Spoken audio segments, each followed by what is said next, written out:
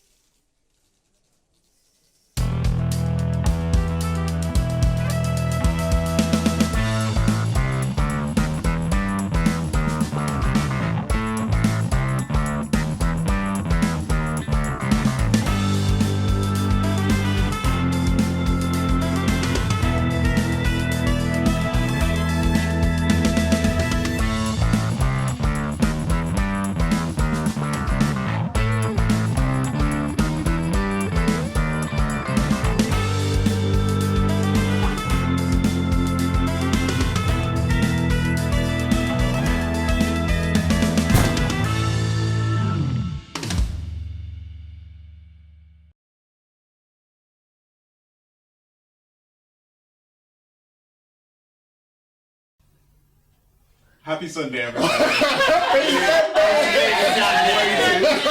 I just want to play D&D! Happy Sunday, guys. Click, Click, click, click, click, click. Right, ready for session 1? Mm-hmm. Okay. Let's go. Let's do this shit. Are we gonna swear? Yes. Right. The Age of Heroes has passed.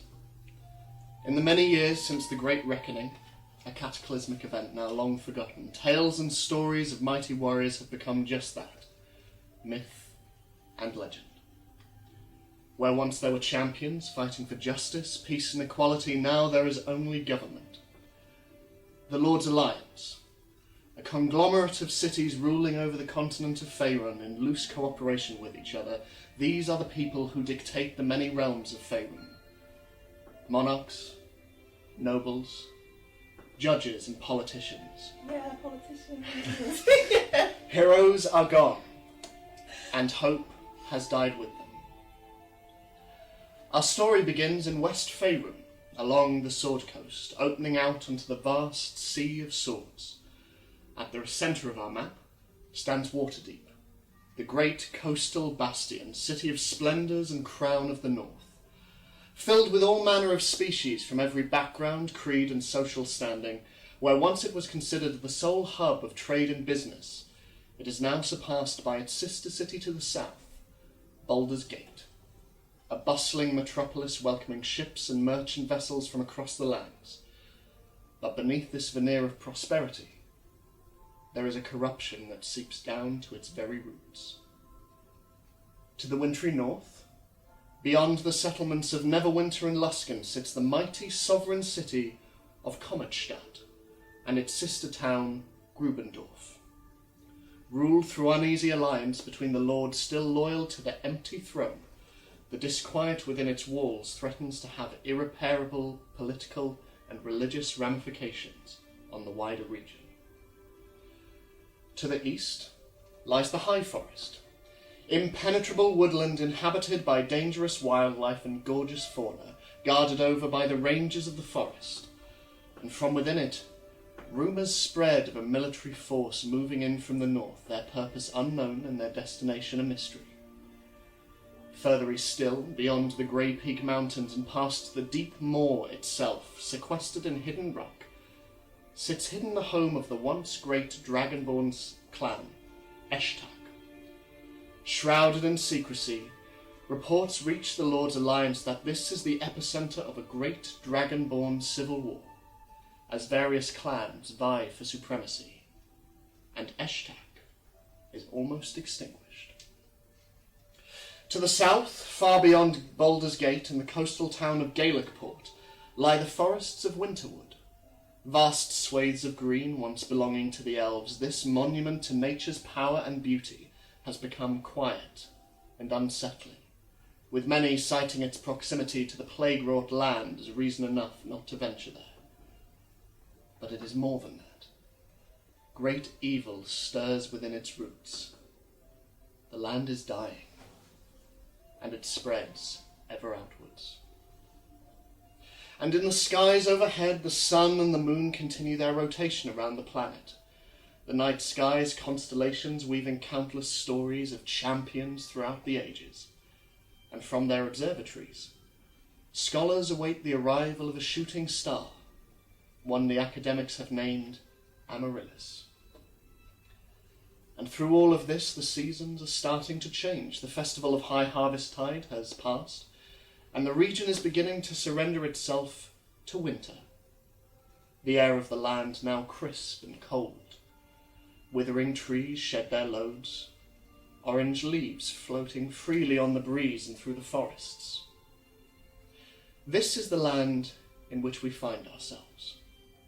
A landscape torn apart by petty squabbling, the possibility of war perpetually threatening to bubble to the surface. War bands and rogues run wild through town and city alike, and the common people continue to suffer. It is a land in need of hope. And in the middle of this, we find a small band of adventurers. Zini, a dragonborn raised amongst the ranges of the High Forest, only now exploring the wider world with her trusty rhino companion, Rudigan. The budding chef, Scarlett, a shifter with wolfen ancestry and untapped magical potential. The mysterious tiefling paladin, Ariana, perhaps the least comfortable member of the group, haunted by a past that threatens to catch up with her, and plagued by visions of a dark, bloodied blossom tree atop a snowy mountain. The dwarven fighter, Delafar, come to Faerun from his homeland overseas in search of something secret, a secret he has only told to one other member of the party. Terra, a brawler with earth-like skin and a strength to match it, a woman who seems to have a mission of her own, answering only to a mysterious white raven. In their relatively short time together, they have already been through so much.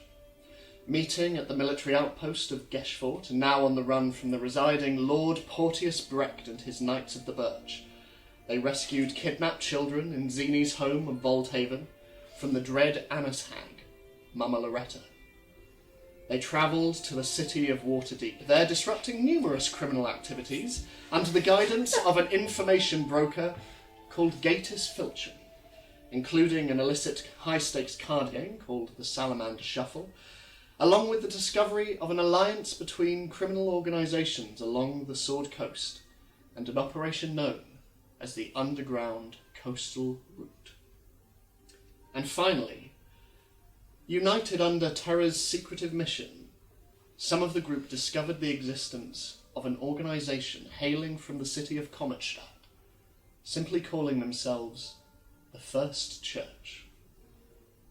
Seemingly dedicated to the creation of a better future for the people of Faerun by usurping the Lord's Alliance, recruiting lords and nobles from across the continent. It is these individuals, along with an elf called Ikreth Mal, that the group currently pursue via hired ship to the city of Baldur's Gate, a city that, as they prepare for the next leg of their journey, holds a great deal of history for one of their members. The Age of Heroes is over, but as one chapter finishes, so must another begin. And this is the beginning of a new age, one of battle, of magic, of war, deception, life, death, love, loss, family, of kingdoms and of people, of dungeons and of dragons. This is the story of hope. But our story begins somewhat smaller. It begins with the sound of thunder. Thunder echoes in the darkness. You see nothing. Only darkness.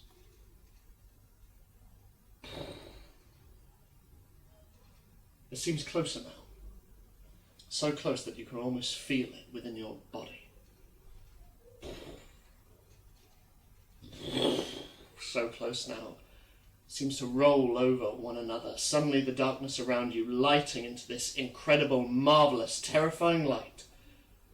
And you wake. The thunder in your dreams giving way to the steady roar of the waves. Catherine, would you like to describe Terra? You said you wouldn't make me. He's a monster, he really Sorry. is. Okay. Tara is... I'm just going to list all the things. Just list. Yeah, go She for it. has 2 legs. I mean, she might not. That's true. It's a fantasy game. Well, I was thinking 4 legs. Yeah. Like As in her legs. She's got 4 legs, but she walks like she's got 2. Well, like, we've only seen her wear She doesn't trousers. use 2 of them. She just has them up here and then just like... 5 minutes in, we're already off track. Yeah. Okay. So, Tara is female. She is about 5'8". The most important feature is that it looks like her skin and also her hair are just kind of constantly covered in mud, which sort of changes depending on the situation. Her hair has got an undercut on the left side.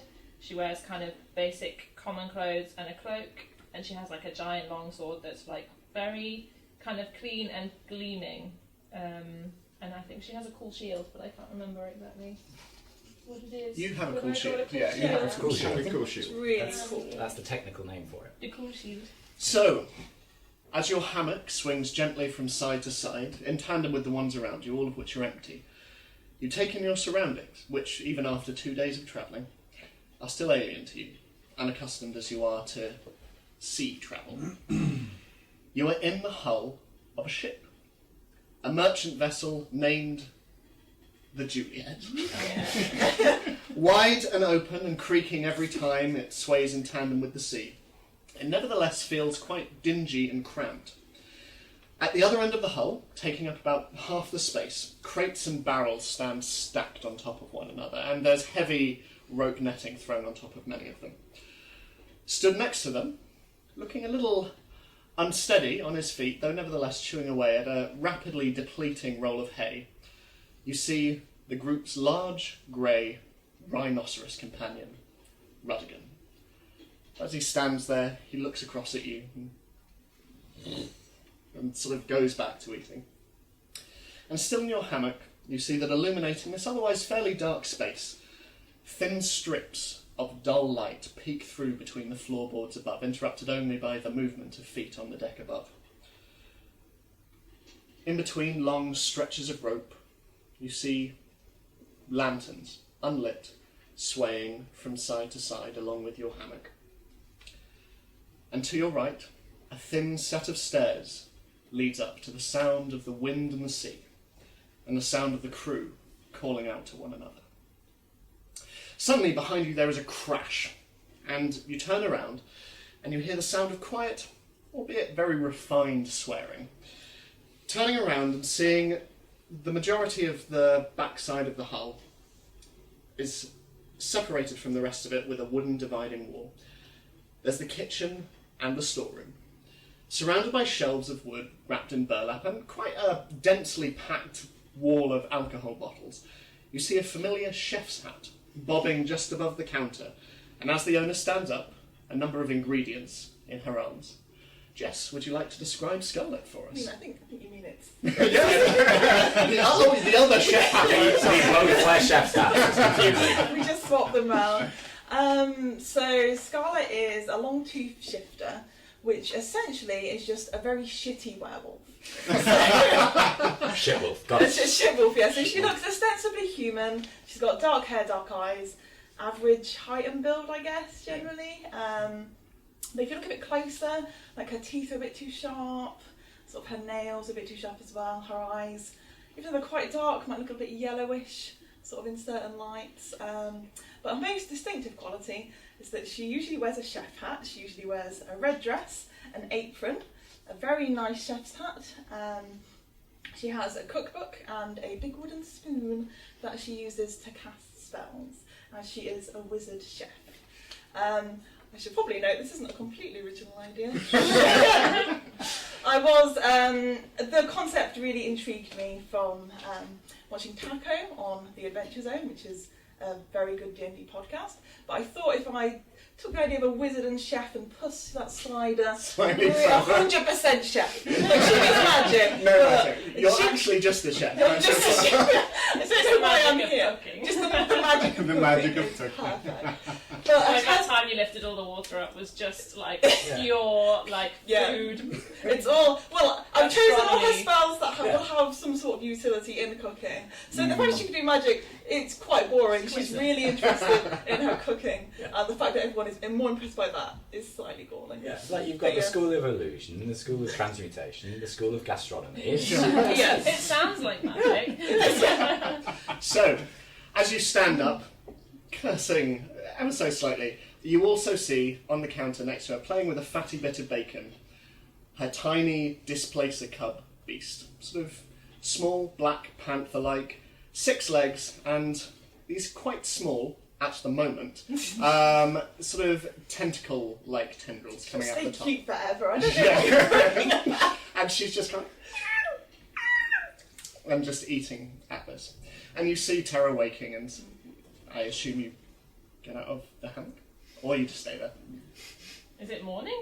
Yeah, it's morning. It's morning. No, I'm going to stay there for a bit. Can you stay there for a bit? Sweet.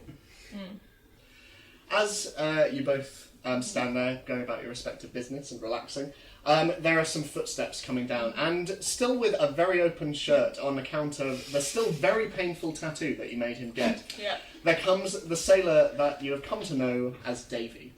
And he comes down, and he's quite barrel-chested, and he has a big sort of greying beard, and he has a kerchief round the top of his head, and he comes down, Miss Scarlett, and Mr.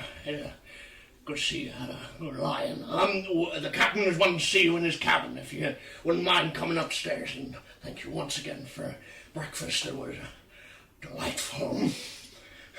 No problem. Not a problem. I didn't need me up, but I thought I'd come down and wake you if you needed. But anyway, I'll see you up there. And he disappears upstairs, and you can now start to feel a bit of the cold, unlike in here when it's so warm. But In real life, but in the fantasy, Yeah. it's very cold. But as he ascends the stairs once more, you can really feel a cold draft blowing through. I have a food-related question. Sure, yeah. Of course, you're on like kind of short term. It's like merchant across the coast. So, what's the food situation like? It's not great. I mean, a lot of perishables. Their initial trip was only meant to take them from Waterdeep to Neverwinter, which is a couple of days. Obviously, they're extending that journey a bit by agreeing to take you to Baldur's Gate. We got But that guy to go get us stuff, didn't we? Did that include food? yes, that included food. But yeah, there are a lot of vegetables, and there are quite a few breads as well. A lot of what they seem to have packed on board are mostly liquids. Like I say, it is a densely packed wall of various alcohols, mostly rum, because why not lean into the stereotype? Not a lot of meat, because obviously, especially even in this cold, it's probably likely to go off fairly quickly. So it's limited, unfortunately. You've managed to work some wonders these past 2 days, but it has been, yeah. I imagine like ship's biscuit probably blows. Guys. Yeah. I imagine that's like her Everest, trying to make that like some sort of edible concoction. Yeah. She's probably. Cardboard. I imagine she spent the last 2 days like with ship's biscuit all these different, like trying to make it, like, I don't think she succeeded so far. So but Ship's that's her Mystic current sounds like quest. Limp Bizkit shit, like fantasy alternative. Yeah. Cool. So Davy disappears back up the stairs. Is there anyone else down here? No, other than Rudigan and the two of you and Juliet, who is currently. Can rhinos go upstairs? It was managed. It was managed. Like a hatch. With They're not difficulty. like, they're not like, well, they can go upstairs and they can go downstairs. They're not like cows. Yeah. Oh, What can cows just do one They way? can only go up because of the way their knees work. Pity the farmer that found that out. And just to get you down to the... I also definitely pity his wife. Cool. It's an old I joke. It's terrible. go up the stairs into the open. Okay. Take a big breath of fresh air. Salty sea air. Salty sea. Are you following? Yeah, I think I'll scoop up Juliet and So- walk up some stairs. The first thing that hits you both is the freezing wind. It's not quite at the point where it's snowing, but you can definitely taste the frost on the air. Much like the hull, the deck of the ship is simple and practical, and it's covered with mooring and ropes. And at its centre, a single mast reaches up into the sky with a crow's nest at its top and rigging coming down, kind of framing the ship in this web of rope. And at the rear of the ship, atop a raised stern, the ship's helm stands surrounded by wooden railing, and you can see another one of the sailors piloting this. And as you scan the horizon, you see that in the distance ahead of you, storm clouds are starting to gather. And watching this, from the ship's bow, feathers bristling in the sea air, you see another member of your group. Michael, would you like to describe Zini for me, please? Yes, so her full name is Cyric Zini, but she is nicknamed Zini. She is a dragonborn. She's around 6'2", so she's quite tall. She is also unusual because she has mostly black scales, but then bronze scales that run from sort of the front of her muzzle over her eyes. And she has bronze eyes as well and bronze horns. She usually wears a hood over the horns and over her black feathers that go down a little way down her back. And at the moment she is wearing some sort of grey, fairly lightweight armour and has the hood up because she's cold. And she also has a bow strung over her back, a quiver at her side, and she is currently trying to play the viola to relax. Okay. Make a performance check for me. I knew you were going to do that. First roll. How exciting. It's going to go poorly. Yep. Have we had 6. Have you played this before when we Once. went around? Okay. Yeah. It's not There were like- some goblins. I played, Oh my God. I played it with the goblin band. So in the cold, Uncomfortable. I mean, being a dragonborn, you don't do terribly well with cold anyway. And so the instrument itself, the strings are sort of quite taut as a result of the temperature of the air, let alone the salt that's flying around. But also your own dexterity is quite hampered by the surroundings you're in. This is the first time you've been off land, and it is not a good time for you. It's been a rough 2 days. We have established that the sea is not my friend Yeah. already. So, On yeah. it or in it.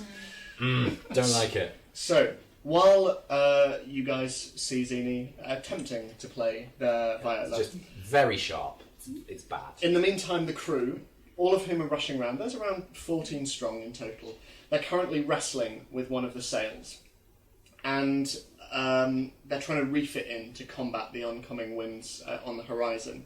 And stood off to one side, rope wrapped around one of his forearms, one of your party holds a corner of the sail in place, while the others try to tie it down. Billy, would you like to describe Dalfar, please? Dalafar is a dwarf, and he's about 5 foot tall. He's extremely strong for a person his size. He is sort of the kind of dwarf who appreciates the simple things, but also has a sense of what's right in the world. He has thick white hair, so it's just very, very white against his very tanned skin. So he looks a little more he stands out even amongst dwarfs a little bit. But he's sort of plaited up into a very sort of long plaits with sort of what are they called? The little beads. Well, not the beads, ones but that sort you of wrap around. So I so they're was sort about of to say scrunchy. What are Scrunchy. they? What's the Discovered what's the elastic. fancy version of a I scrunchie? would love to see that have like a It'd be like a leather strip. or- Yeah, But you and can some get, like- little leather straps. Metal ones, can't you? Yeah. You can get metal ones, but he goes for the leather ones Mm. because he is sort of a dwarf after all, and sort of likes to work with his hands, Hates and hands. he also. But he's as traditional with dwarf. He is very slow to trust, but he has a strong sense of justice, and sometimes it sort of plays against his morale when he is put in that situation. But very he tells some dad jokes sometimes. I mean, he can't be great. Yes, the character. Specifically the character. So, Delphar, can I ask you to make a strength check for me, please? Oh. Yeah. Second roll. Here we go. I really enjoy how we even have to roll. Yeah, Just to assume- wake up and just go up some stairs. It was assumed you were competent enough to roll instead. What was I checking for? Strength. My strength is plus 3, 11. So the winds are picking up now, and even like with your remarkable strength, it is still like blistering, and you're pulling this. Eventually, one of the other crew members comes over and he's like, "Let me help you with that," and they're just helping you. He's only 5 foot tall. And as Aww. and as other members of the crew start to try and pull and tie their sail off now that it's taut, they're having difficulty with it, and 2 pairs of hands come in to help. One of which being purple, with bandages wrapped around the forearms. Diani, would you like to describe Ariana? Ariana is a tiefling. She's 30, 5'9". 35 foot 9. 35. She's 30 years old. Oh, I 30 forgot years to say. old. Comma. 5'9". She is of a muscular build. She has white hair from which 2 horns sprout. And like you said, she has bandages wrapped around her lower arms, which is probably the most noticeable thing about her. She's moody, doesn't really like people much. No. She isn't very talkative, and finds it difficult to open up to people. But she's sort of opened up a little bit to some of the other characters, mostly when she's being forced to do so, begrudgingly. And she doesn't like cute things, or children, or animals. She doesn't really like anything. I'm rolling the list. Yeah. So, as you tie things off, can I ask you to make a strength check as well, please, for me?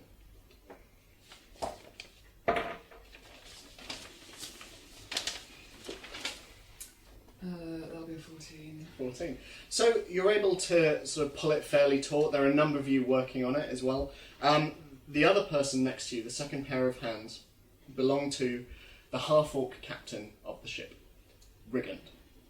He's a half-orc dressed in simple leathers. Thick beard frames his chin, and prominent teeth jut out from his lower jaw. And these are underneath these heavy-set, deep brown eyes.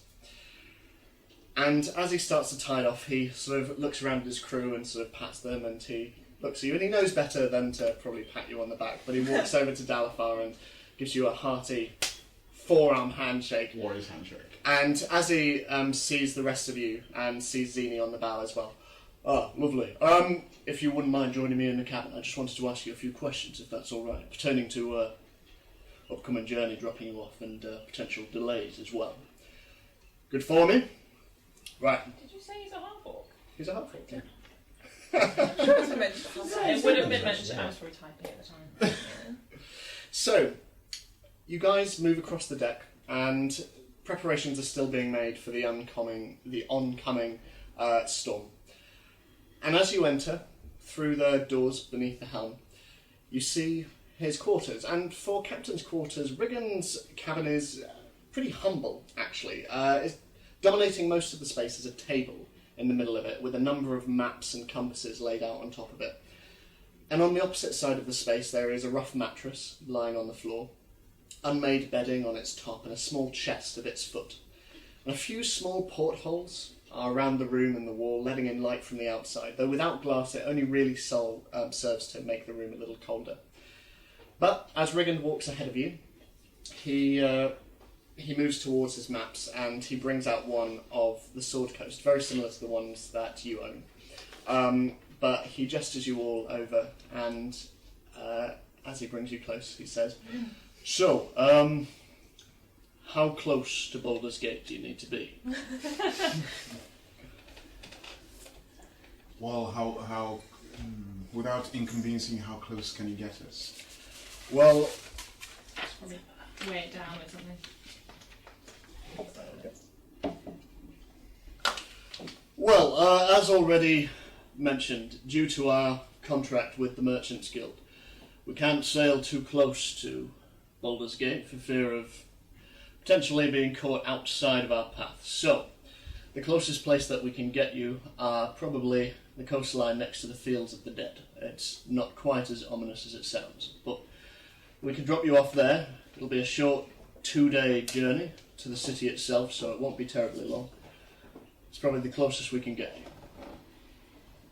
That would be great, thank you. Where are we now? We just set off. We're about 2 days away, depending on About halfway. the storm. Yeah. We weren't. Yeah, right at this little stormy bit here. I am the storm. Well, we Yeah, weren't well, it's anticipating ISO the weather.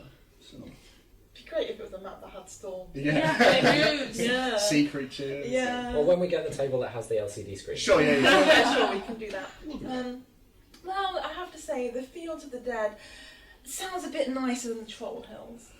Well, if it's any consolation, the Fields of the Dead, they're only names. It used to be an area of battle for some time, and now it's mostly used as farmland. Oh, But what a pity. yeah, it's named mostly for the bones still found under the dirt. But nothing to worry about. How long is the walk from there? 2-day journey. 2-day walk. Is it easy? I'd say so. I spent most of my time along the Sword Coast sailing, so I don't know the lay of the land as well as I do the seas, but... Are there any settlements there? Well, like I say, farming, so you're likely to run into a number of farmers, potential cattle ranchers. Oh, that was our enemy. We could hire a cart. We could hire a cart or buy a horse or something similar. Yeah. I don't think you'll be hard pressed for company around there. You'll probably be able to find some way of getting by. Great. Okay. So, why are you headed to Baldur's Gate? I know I've been busy, so I've not really been able to see it, but what takes you there? There's somebody we've got to see. You might have a job for us. Right? Fair enough. Well, we'll keep an eye on the weather. Hopefully that won't slow us down too much. I don't know if you're in a rush to get to the city, but... As soon as you possibly can. Right, okay. Yeah. Well, in that case, we'll press on. It does look like tonight might be particularly stormy. Potential rains, looks like thunderclouds on the horizon, so Anything we can do? keep low deck, probably. Anything we can do up here? Ideally, the less crew we have up top, probably the better. We'll have someone on the elm, and we have a bell next to that, so if that chimes, we'll know to send someone else up. We might have someone in the crow's nest as well. But we're sailors, we're used to this. Thank you again for the journey. No, not a problem. Not a problem. Thank you for the incredible food. It's No problem. a remarkable change of pace from what we're used to. So, Yes, I've seen these biscuits you've been eating. yes, they're not the best. They do at a pinch, though. But When we leave, do you mind if I take some for further research? I don't think you'll find any complaints from the rest of the crew on that account, Miss Scarlett. I'm very grateful, thank you. No, not a problem. Not a problem. So, any other questions at all?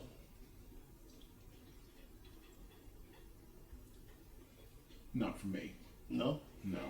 Well, in that case, as best you can, try and enjoy the rest of the day. We'll probably start to hunker down below around 4 o'clock. It looks like we're a couple of hours off.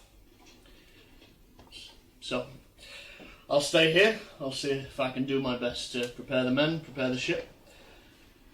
Go about the day as you see fit. Anyway, if you need anything else, I'll be in here, alright? Thank you. I wait for all of them to We leave out. go. Yeah. Okay. And just, if I can have a chat with Riggin. Yeah, sure, absolutely. On the way, wherever we're going, I'll just go, what is there to do on a boat? As that fades away. We'll get to that. Open question. I mean, there's a lot of alcohol, so... Drinking games, you've come to realise over the past 2 days, are very much the crew's oeuvre. You are in your element. More tattoos. So, the rest of you head out, leaving Zini and Riggin.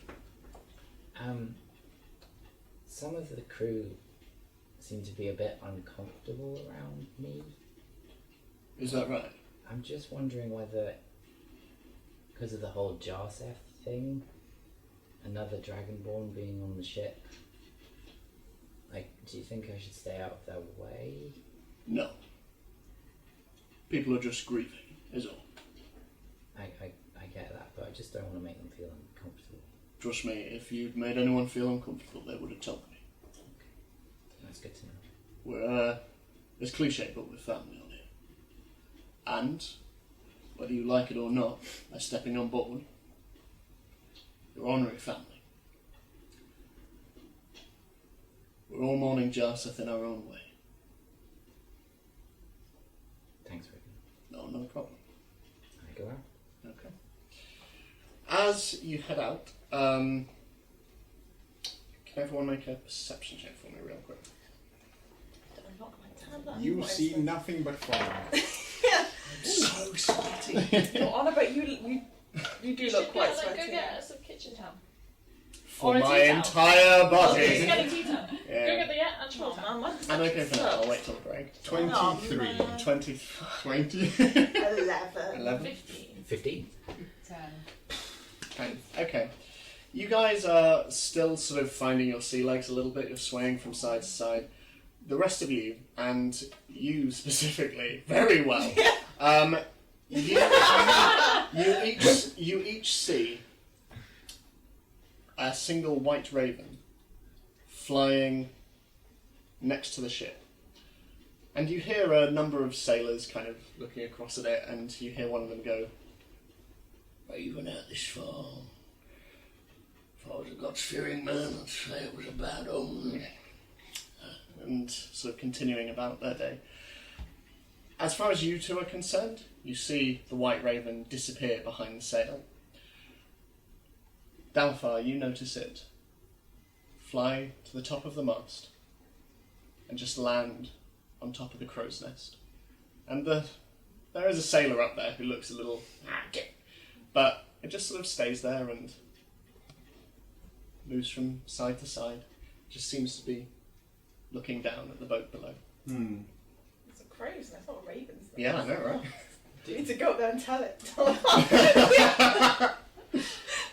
Yes. Yeah. But we all know what happens when we roll athletics. So let's not. There. You don't want masts and rigging to become your new enemy. So, is there got anything that anyone Doors. wants to do with the day before going down into the deck before the storm? Did I hear say about like gods, or did he say that quietly? I think with your perception check, you Okay. probably would have heard that. Do I know an association between a white raven and a god? Make a history check. Oh, religion check. Sorry. I mean, they're both the same. Yep, that's another 6. Oh, No, fantastic. like your time in the High Forest, Yeah.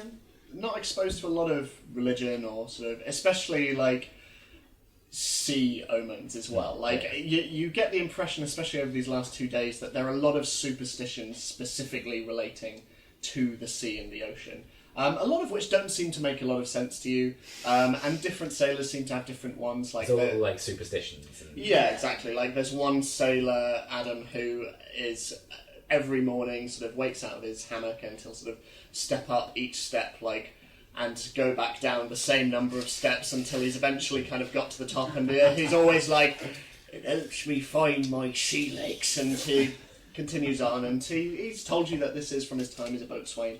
But a lot of them seem to have their different ways of coping with the sea. It is a harsh, somewhat unforgiving environment to travel through. How long have we been on the boat? 2 days. 2 days. 2 days you've been traveling. Do we need to like roll for seasickness? Or You've become somewhat accustomed to it Yeah. over the 2 days. Like, it is remarkable. Like, the first half of the first day was rough. It was really rough. But after some time and a fair amount of alcohol, you guys were able to... That made it better. yeah. Sort of It's fantasy. counteract. True. Yeah. But yeah, you were able to sort of get used to it relatively quickly. It's still occasionally a little, especially in rougher climes, a bit unsteady, but Okay. is this what you want to do with your day? Okay. Maybe. sacrifice more animals. Yeah. Okay, so is there anything anyone wants to do with the day? Yes, so I have some ship's biscuit. Okay. This is my storyline while we're on the ship, I've decided. Sure. This is my character arc. I think one, I've tried to make some sort of like porridge out of it, and I basically like got some of the sort of crewmen and potentially whoever's around to basically try these different ones and give me their Sure. rating for it. So Okay. I think I've like tried to mash it up and make it into a porridge at one point. A crumble, sort of adding different. Quite good. Yeah. Can I volunteer to taste test? Yes, definitely. Maybe like trying. I mean, Saving throws. Yes. Yeah, my constitution's great. So this could be. I'm going to consider this medicine. Make a medicine check for me. Interesting. Due to my homebrew thing, I have an advantage on any cooking checks. Okay, Is yes, that okay? that's fine. Due to my homebrew chef background. Strictly Um, speaking, ship's biscuit is very nutritious. It's yeah. supposed to be, so it should be. I mean, that's a 12, the first one. Oh, that's an 18. 18. It's pretty good. Like, for something that is famous for basically tasting like cardboard, Yeah. you have been able to eke out all of these different flavours. You've been able to Yeah. sort of mix it with these different fruits. You've been able to mix stuff with vegetables. Yeah. You've been able to do that whole salt guy thing on it. The Billy, what was it? Oh, yeah. Oh, Yeah. I mean, that's how I thought people. That's just how people do salt I guys. mean, No, it wasn't that. It was like it was like Oh, that. yeah. So I just had the salt in my hand. It was sensual. I think when we do this, we should add some context to it, otherwise. Billy No, poured no. salt, like... End this really intro. sexy. No context. All I did was just put salt in my hand and then just do that over food. He That's. poured it into his hand and then like rubbed it out. So It that, was- like, I mean. Sensual. he rubbed it out. No, I need a fan. Anyway, I was already warm. yeah.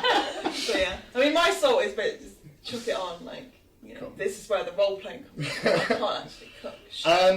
But yeah, yeah. your variations of sea biscuit Yeah. are are great. They're really no, really did good. I The make one horse for not lasagna? reaction. Yeah. Sea But they're biscuit great, and lasagna, yeah. the sailors are over the moon, and Zini, it's good. It's really good.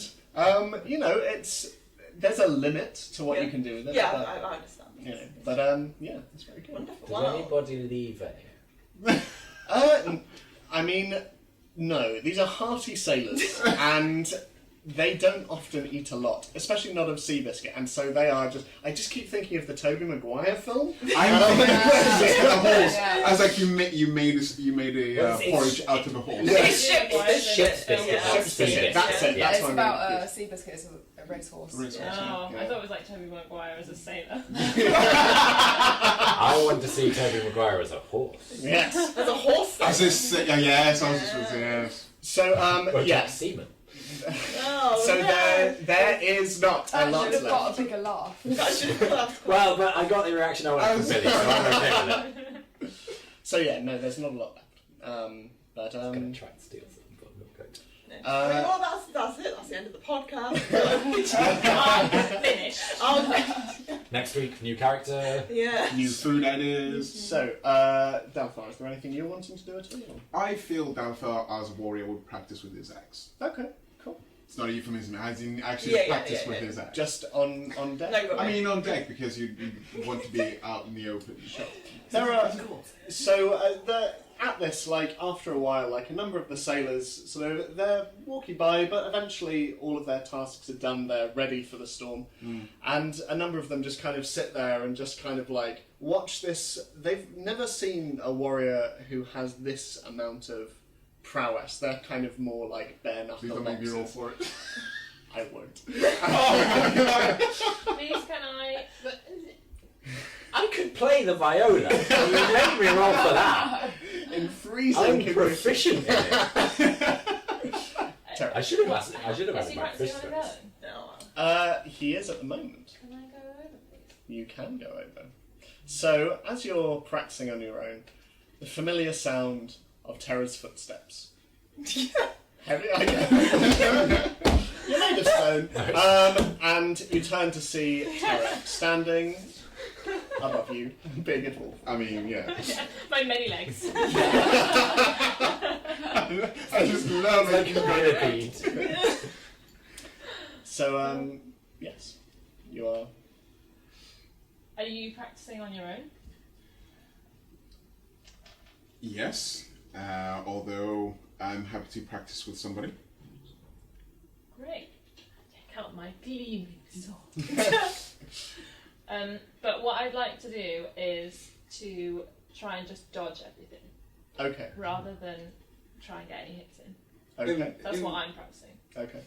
Dartha just says, in the interest of being safe, and I take it there'll be like some like sticks or sort of things lying around. Yeah, that there use are instead. things to sort of reinforce the mooring if needs be and things like that. Yeah, because I think so in the interest of safety, we'll practice with these instead for just for So now. boring. That's why I looked at you. If there's no blood, I mean, Okay, we'll try with the stick first. Okay. Yeah, that way you can actually make contact without actually hurting each other. Does that mean you want me to put the sword away? Yes. Okay, so that's what this is really about. Not really. Put the sword away. I did say Pick up first. one of the many sticks lying on the I ground. mean, sticks of like this staffs or boat. something. There'll Yeah. be it's a mops. mock fight. Yeah, Right, mops. okay. Mops I is mean, fun. yeah, you can take the It's end a- off. it's and a just- mock- No, I like to fight. keep the end on mine. You like to At keep the it. end that I hit you with. Oh, Well, please. I mean, I love that it's now turned into from you dodging into actually Oh, hitting yeah, you with the rock. okay, never mind. Okay, I so will if I Yeah, get the just do it. chance. Just yes and no. so seeing that these two newcomers onto their ship are about to start effectively dueling with one another, yeah. you start to amass a bit of a crowd.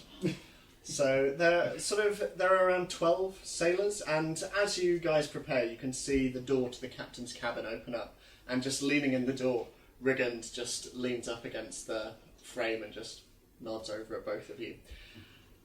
So, can you both roll for initiative, please? Yeah, to be an audience.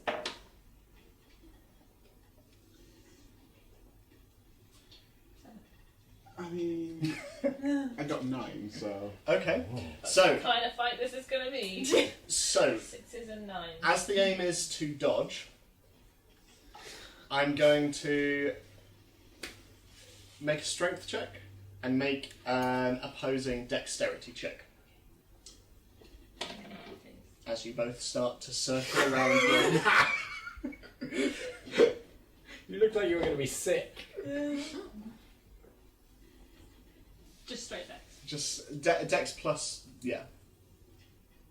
Yeah. Yeah. Five. 5. 20. Was it a natural 20? No, it was a dirty A 20. dirty 20. Dirty 20. So as The strength is +7. Plus, That's +1 on this. as you start to slowly circle one another, you preempt and Dalafar just immediately just straight into the side of your head, and you reel for a little bit, and you hear the crowd around you go, "Ooh." It's your go to retaliate. Oh. I guess I hit him with the mop. Or I could use my... Can I use like an action to... No, that's a monk thing, isn't it? When you use your action to kind of... Patient defense. Yeah. Is there a non-monk equivalent where you just like... You can hold your action. So if he tries to come at you, you can attack him. Depends what you want to do. That sounds fun, let's do that. Or like, Okay. if he dodged, if you managed to dodge his next attack, you could like counter-attack. Yeah. If you held your action. Yeah. So if he swung Yeah. and missed... But there's then not like you an could action sort that is dodge, is there? is... It only really works... It's more roguey thing. Yeah. That's the point. Yeah, but like... I mean, it's- there's you a- have uncanny dodge, don't you? No. Oh, you don't? Not yet? No, I'm Oh, not okay. at that level. In that case, no. No. Okay, I think I'll Yeah. just hold it. I'll hold my action until he tries to hit me, and Okay. then I'll hit him. Cool, okay. So, I love how that I'm the person who's just attacking her. You're the Just aggressor. happily You're the practicing by myself. as you stand there and kind of await retaliation, Terra just kind of holds. And as you both just stand there, just kind of, you can make your next attack. All right. Did he hit me for damage at all? We're just practicing. But It's you just not got a... hit. Yeah, Sticks hurt, dude. they do. I've smacked Yeah. myself with my bow staff across my face. Oh, here before, in the temple. Okay, that's a 17. 17, okay. Is this against my armor class, or is this against So, a dex? Dex, and Well. then you can make your attack. 17. That means my hit. What? Did I you don't know, dodge? right? So, because you're aiming to miss it, usually if your attack meets the armor class, then Right. you get it. But I would say because the dex meets the strength, Right. you It's just very close. yeah, and it whistles past your nose, and you can feel the wood and its various wrinkles and things like just past you. You can now make your attack if you I'll like. try and clonk him on the back of the head with the mop end. Sure. Okay. So it's against my dex, right? 9. Yeah. Wait, is this just a 19. strength check, or is it? No, I'm not using it at all. It's less than that. So, like, sort of 19. taken aback by how close this is, you just back and like bring this the mop up, and it just flies past. This Yes, is a improvised weapon, is it not? it is an improvised weapon, but that just means it does more damage, I think. No, it means... It just means I can grapple him if I want to later. If Yeah. I need to. If I I need mean, to. if you want to cheat, go ahead. So this continues for some time, the two Oh. of you going back and forth. But eventually the storm clouds do begin to gather, and you can see the sailors, seeing it come, sort of start to mumble amongst themselves and start to go down. Oriana, were you wanting to do the thing? You were I would wanting like to do the thing. Okay, so where do you want to do said thing? Do we have a cabin?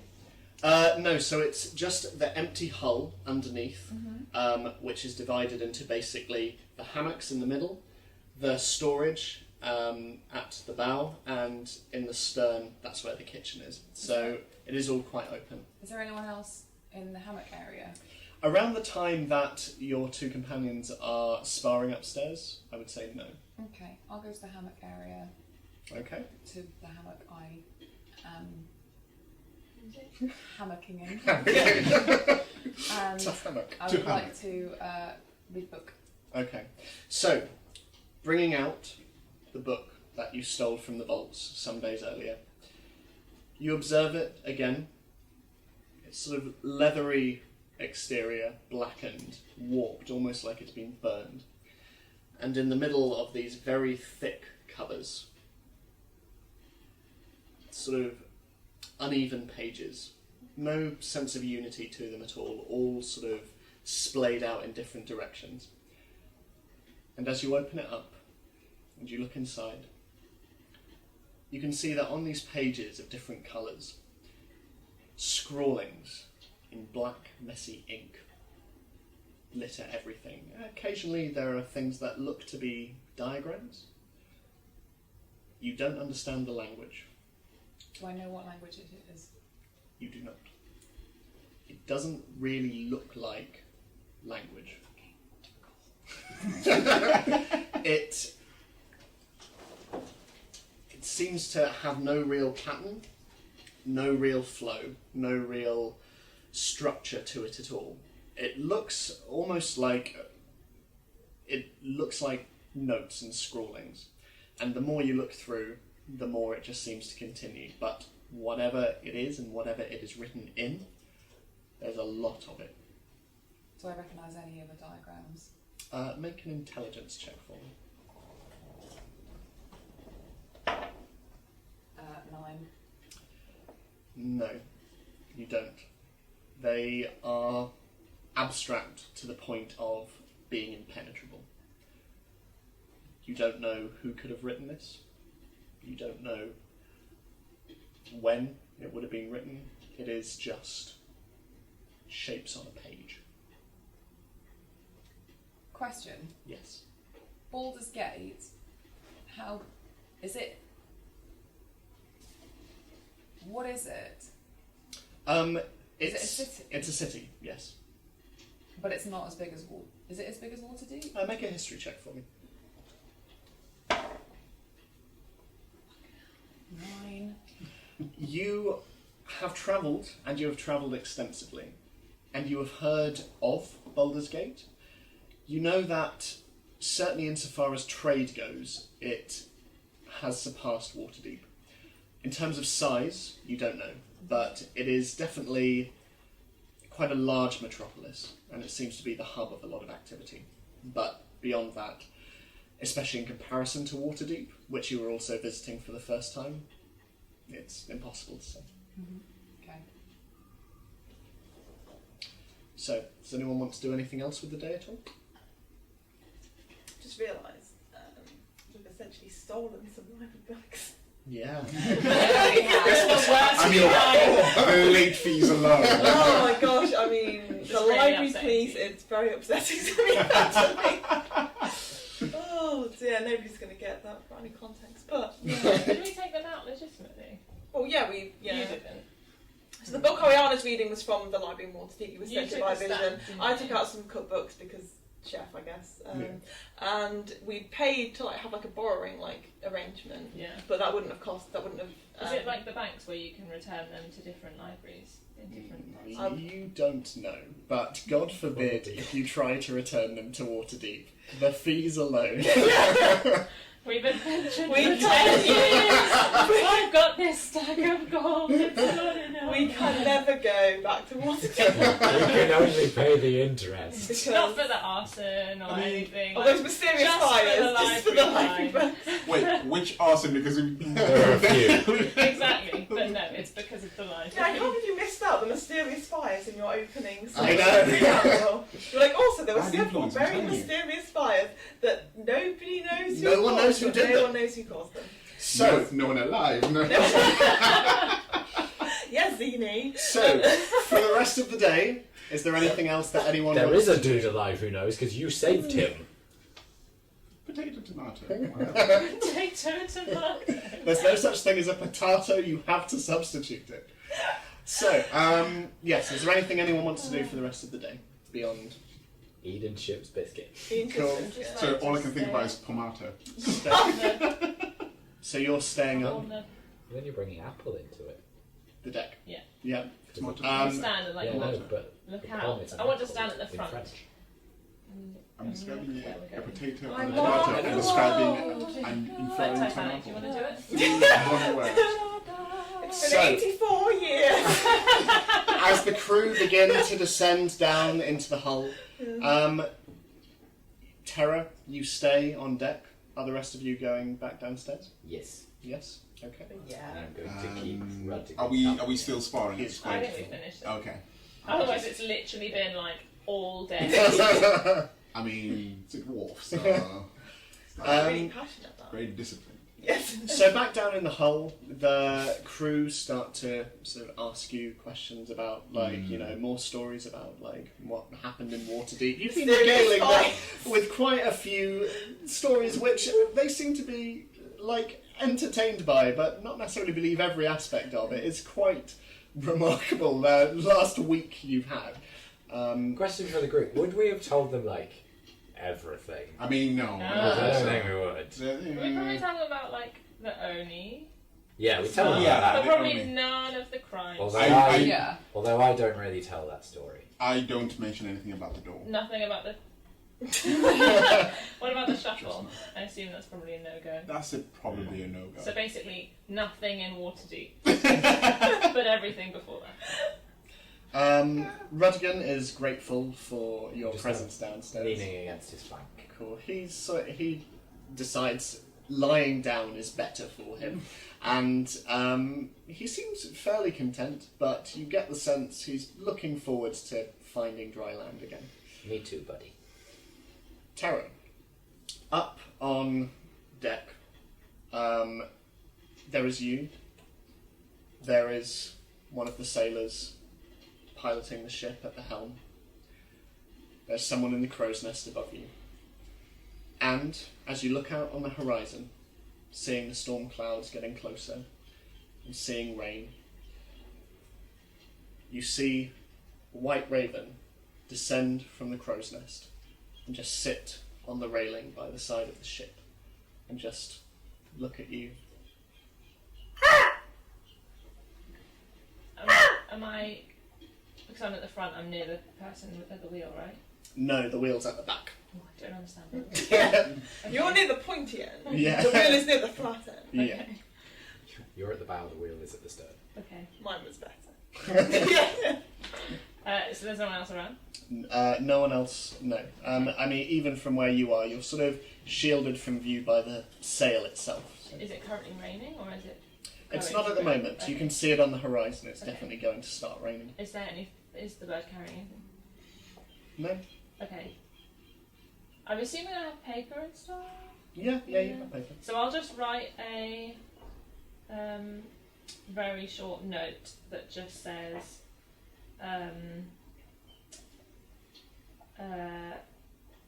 important information to share. Stop. I should have thought this beforehand.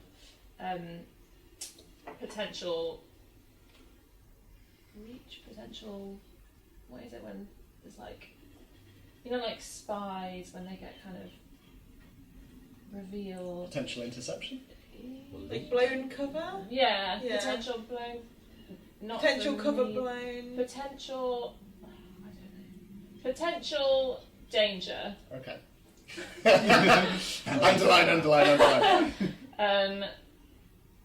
Would need to share in person, and then I wrap it in the way that I've received notes. Okay, so tying it off on the raven's foot, you sort of tie quite a tight knot, and looking at you, it just observes you with its pink eye, and just flies off and curves off, sort of near to the stern, and then off into the distance. So, I assume you go back down into the hull? I think I'd like to just wander the deck, Okay, please. sure. Make Okay. a general perception check for me. 7. 7. You can see that fog is starting to roll in. It's covering a lot of what you could previously see, the edges of the sea, and way in the distance the coastline is starting to disappear, and it is getting colder. But it's still vaguely peaceful. You found the weather over the last 2 days, even at its worst, somewhat meditative. But yeah, other than that, nothing of remark. So I'm going to stay outside until, like, I'm really tired and everyone else is probably also asleep. Okay. So, is everyone, once night hits, probably going to go straight to sleep, or? Yeah.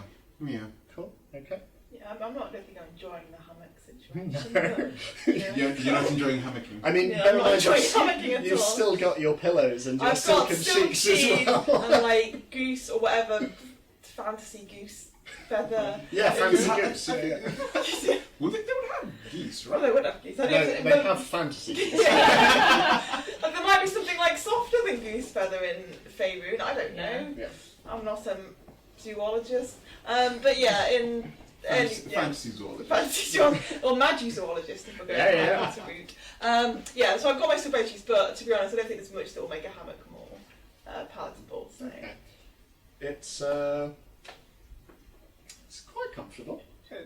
You managed to work a couple of wonders with it, but yeah, it's difficult to find a side to sleep on because Yeah. every time you do, you almost threaten to Like, tumble right, out. yeah. But Juliet is quite enjoying it. She's enjoying the swaying, and Aw. she's like pouring at the burlap of the hammock and just going. Sweetie. She's having a great time, and Wonderful, all of that's your so night cute. sleeps have always been accompanied by the soft kind of. And occasionally she does that thing that cats do when they sleep, where all 6 of her legs kind of.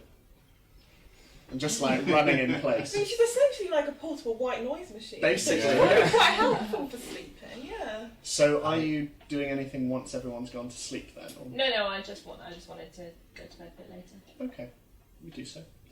I don't sleep in a hammock. I Okay. just sleep on the floor next to Rodigan. Okay. Night falls. Sound of the sea constant.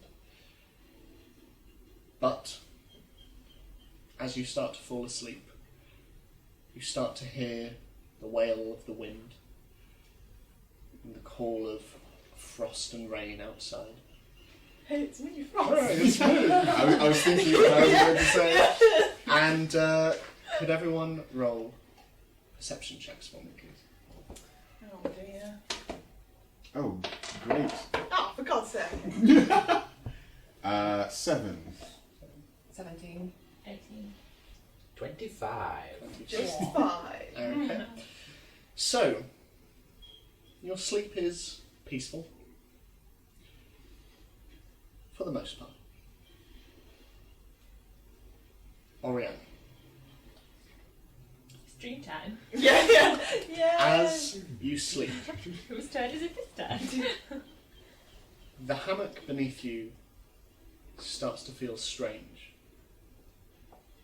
Cold. And as you lie there, you feel flecks of cold on your face. Snow. You wake up and you are lying once more on the mountain top. From your vantage point on the ground, in front of you, you see the tree once more, surrounded by snow, the same one you have seen in all of your visions. Black, unbroken bark spiralling across its surface, and at the end of each branch, red petals. Petals you know to be made of flesh. Taking in your surroundings, you look at the mountaintop. Rock hidden beneath layers of unbroken snow, and the wind creating little waves of white dust every so often. And above you, the darkened clouds cover a pitch black sky, and acrid lightning traces its way through the horizon, and all the stars are out. Standing, you turn around, and you see a stone staircase in front of you, leading up to the mountain's peak, the top of which is hidden underneath mist and cloud. In your dreams you have walked these steps before, and in the wind you hear a whisper. What do you want to do? Can I tell what the whisper says? Make a perception check for me. 18. You can hear it, but you cannot understand it. Is it coming from the direction of the steps? It is. I'd like to approach the steps and begin to ascend. You climb. And as you climb, soft thunder rumbles in the distance. The darkness around you occasionally giving way to acidic colour as lightning streaks around the mountain, silently piercing the inky blackness. And as you climb, Zini, waking next to Rodigan, stirring a little from the sound of wind and rain, you see in between the swinging hammocks and varying snoring sailors, you see Ariana standing and almost trance-like walking over towards the steps leading up to the deck of the ship. I follow at a distance and make sure that she's not going to do anything to hurt herself or like bump into anything. Okay. You follow her up onto the deck. Once again, it is just you, the helmsman, man in the crow's nest, and in front of you, slowly walking, Ariana. And is she going out in, is it stormy? It is very stormy. Does she look okay on her feet? Remarkably steady. Okay. As you reach the top of the steps, you find yourself once more on the peak of the mountain. The snow has slowed, and in front of you, carved onto the ground, you see the same circular stone slab you saw before. 9 concentric circles, and in between each ring, words, symbols written in infernal. Only this time the words have changed. Outwards in, he claims the world. Their souls entrapped, our net unfurled. Inwards out, he splits the earth. Our clay to mould Faerun's still birth. Burning all in ice and fire, unveiled, the trident, bitter, dire. And from this place of blood and bone, the world shall cry, thy will be done.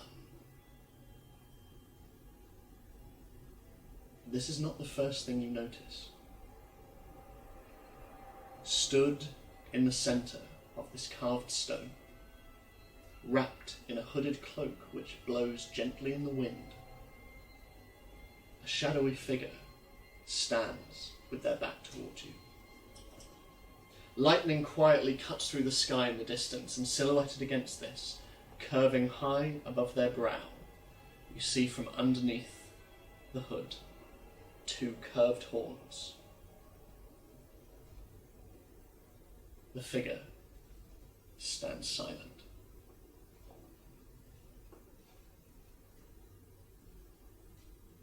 Turn and face me.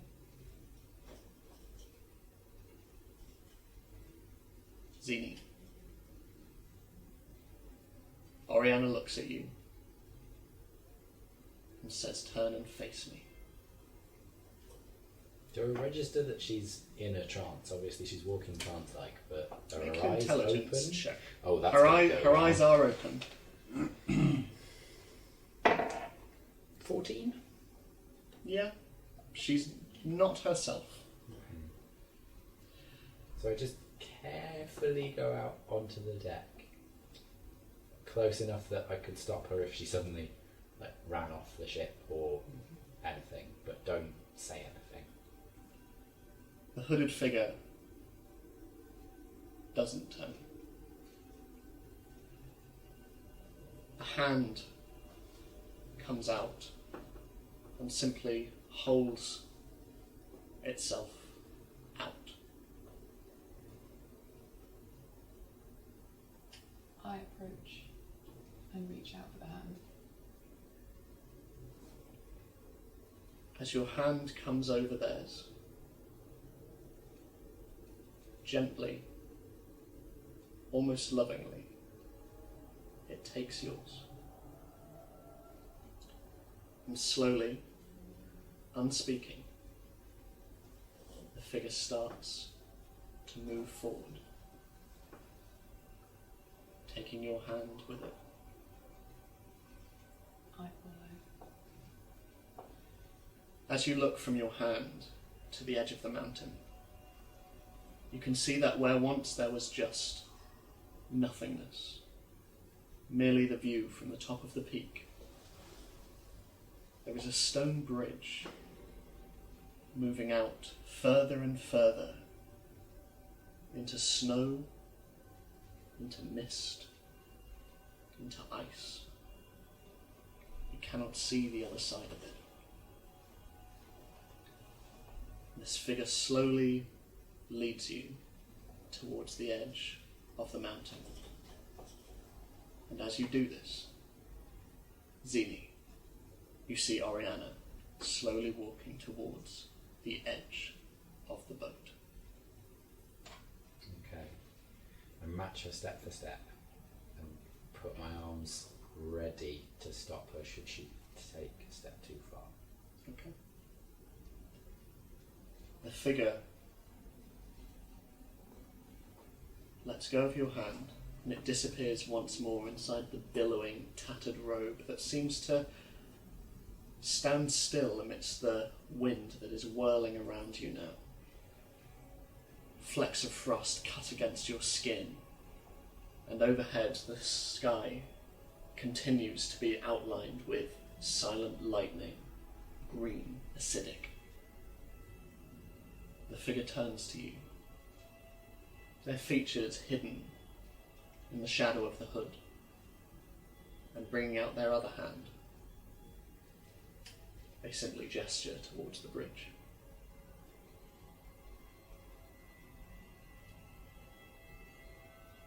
Who are you?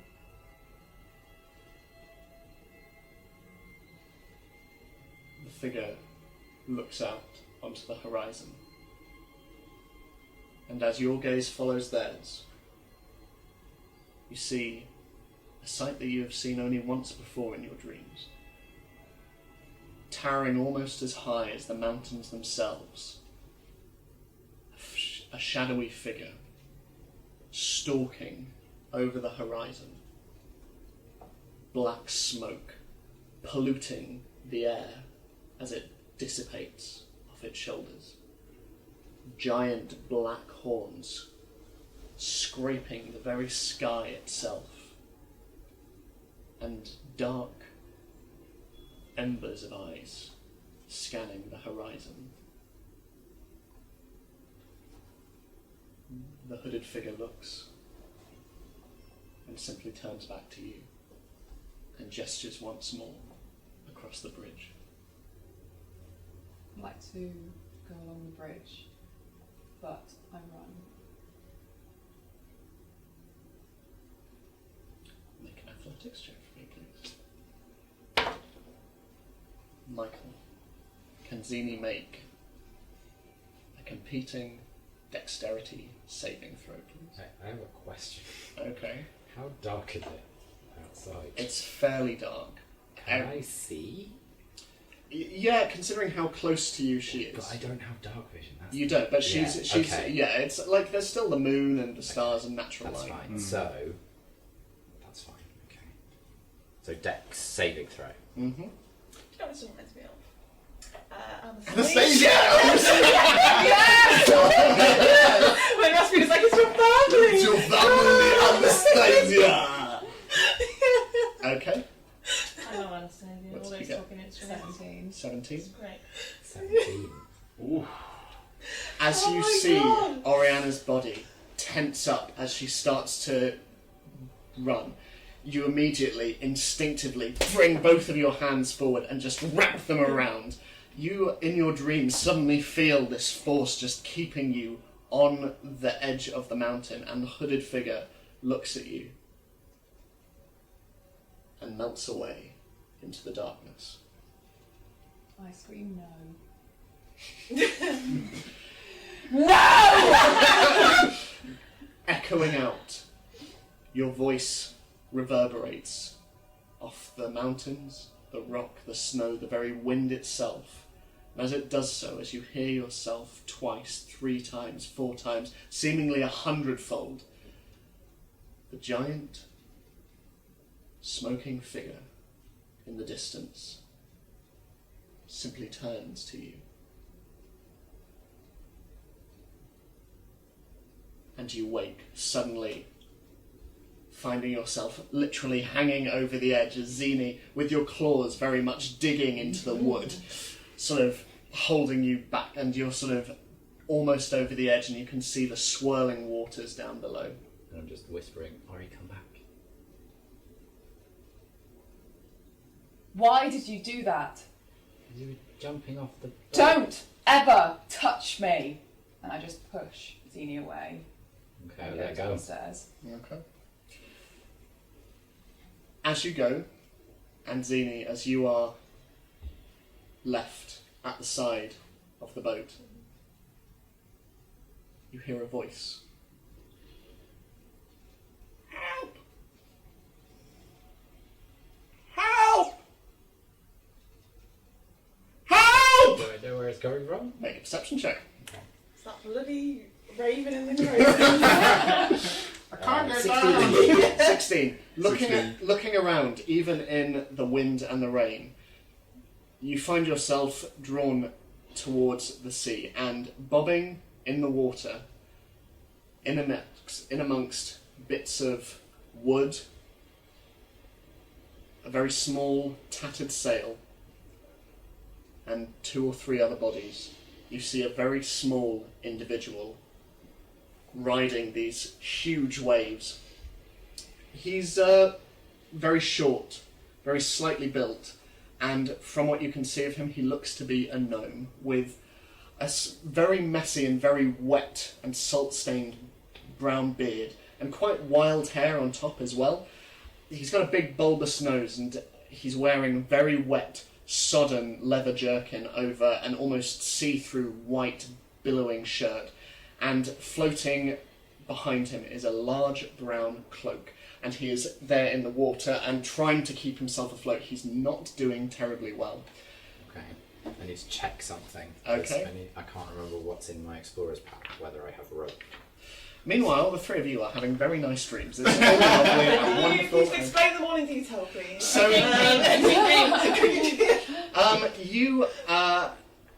you see drumsticks, chicken drumsticks, Oh. Fantasy chicken. and the chicken Yeah. drumsticks themselves have wings made of chicken drumsticks, Oh my and God. they are circling you. And as you look down at your feet, Yeah.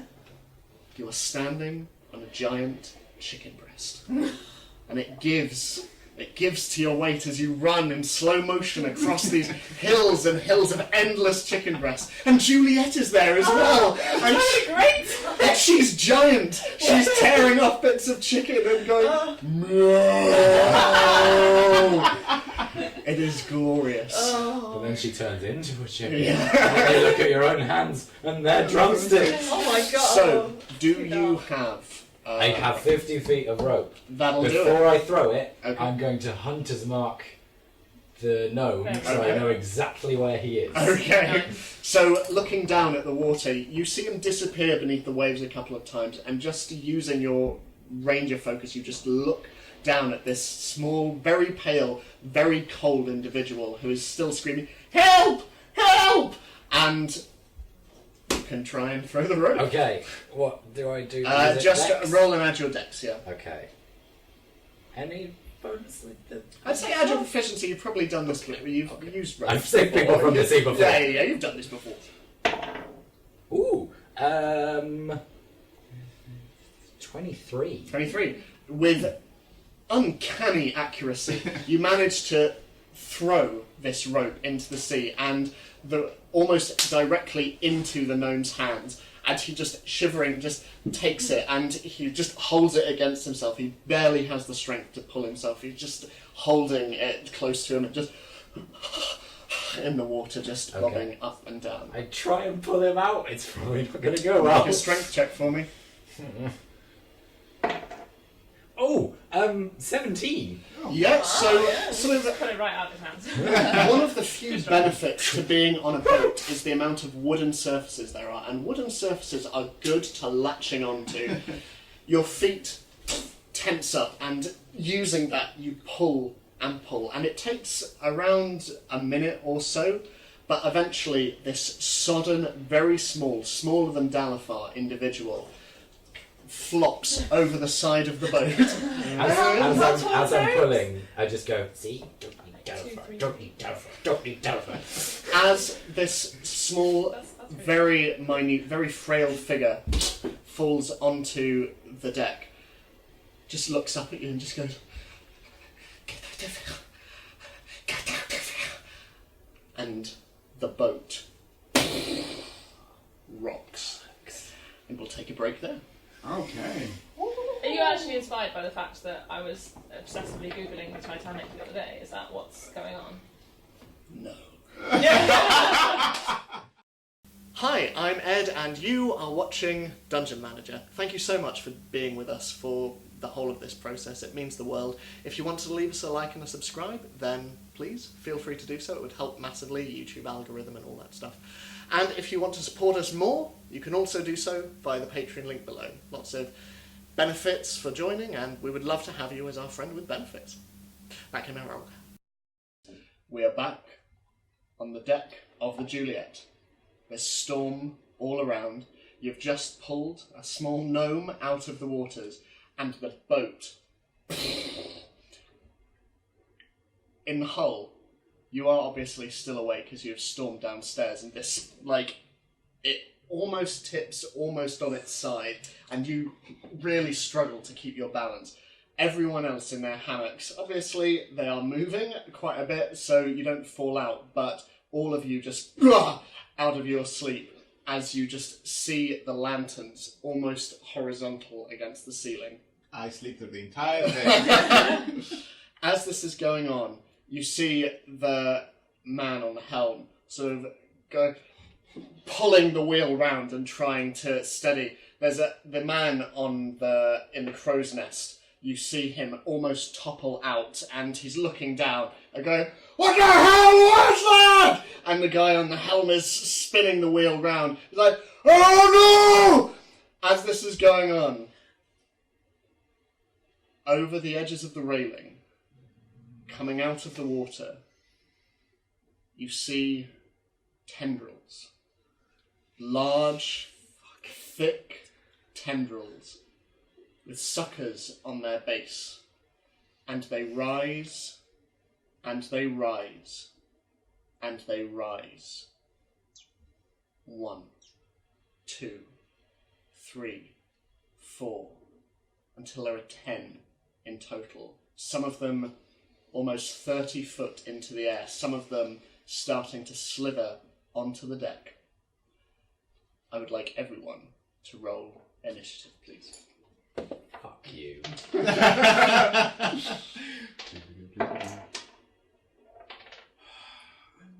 feel like it works quite well when we all roll to just go around like that. We did that last time. That worked. Okay, so Although an initiative is different. Yeah. 25 to 20. Natural 20. Ooh. 21.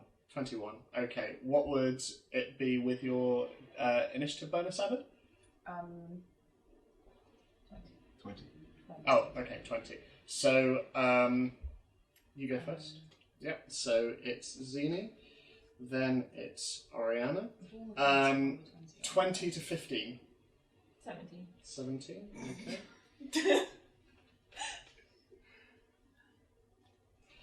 Okay, 15 to 10. Damn it! Sorry. 21. We're in this together, Jess. And that will be... Okay, 10 to 5. 6. Okay.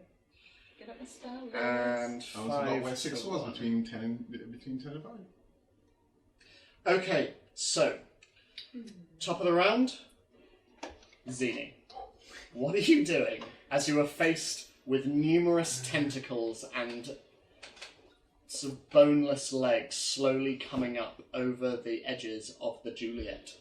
Also, where do you want to be stood on the boat? Well, okay, It so was around... it's tipped.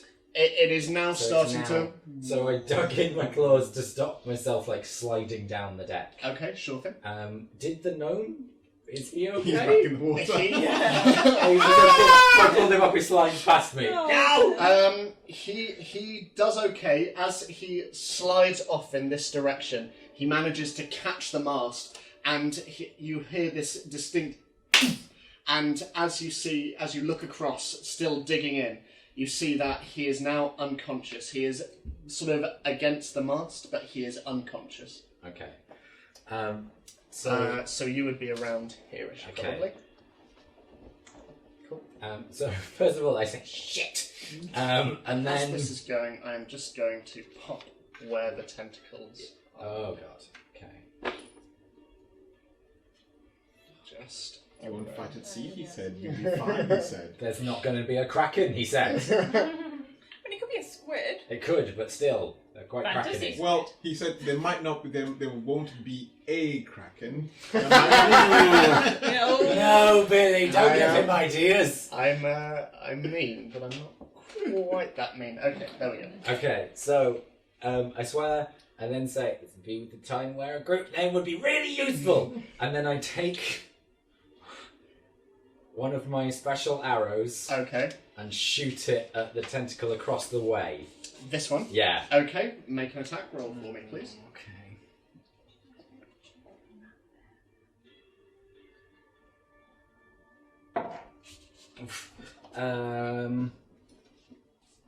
How close is that to me? 20 feet. 20 feet. Okay. No, sorry, 30 feet. Sorry. Okay, that's just in my special range. So Special range. my special range. So it's 13 plus 1, 14.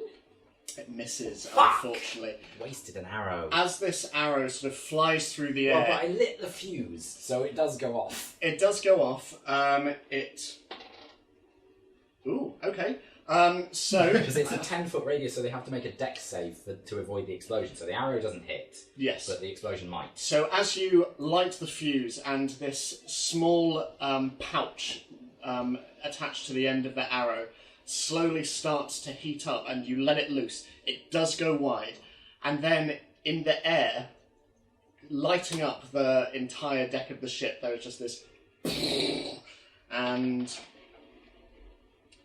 as it does so, you see bits of viscous flesh and sort of like putty just kind of scatter across the deck of the ship. Some of it hits the gnome with this really unsatisfying...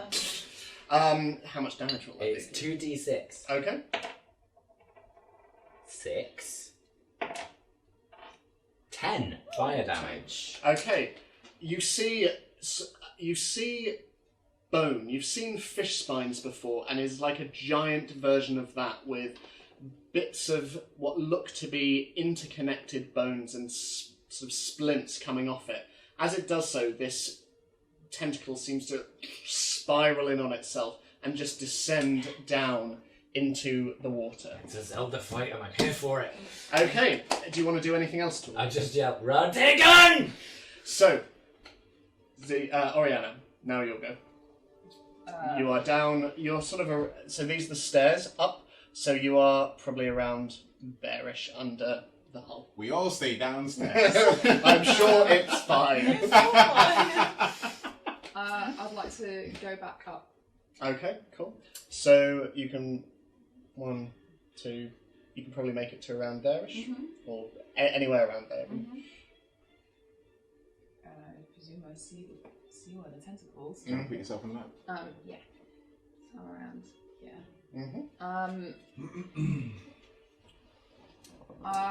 I would like to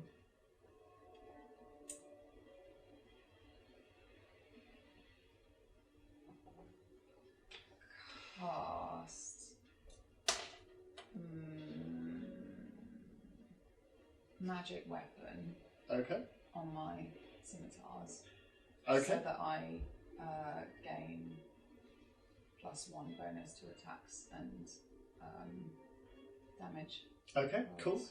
So, sort of drawing out both of your scimitars, you just briefly kind of run your hands alongside the blades, and they just start to light up, this weird black flame-like energy pulsating off them, and you just stand there. Are you wanting to do anything at all? Can I attack? Not. What was that? They're all kind of just above you at the moment, so you can't reach them at the moment. Okay. How can I reach them?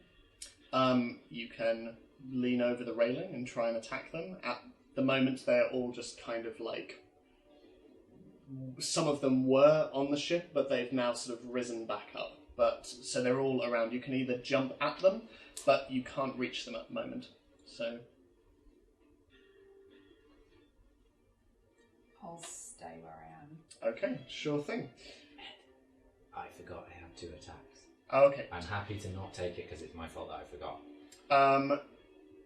I'll say because of the rain and the shock of not seeing anything like this before, you are all... And also, you know, you've taken out one of them as well, so you're just like, oh, fuck, what's going on? So, Terra, your go. So I will run up the stairs. Okay. Yay! And I'll go for that one that I can see. Yeah. That one? Is it within range? So you will have...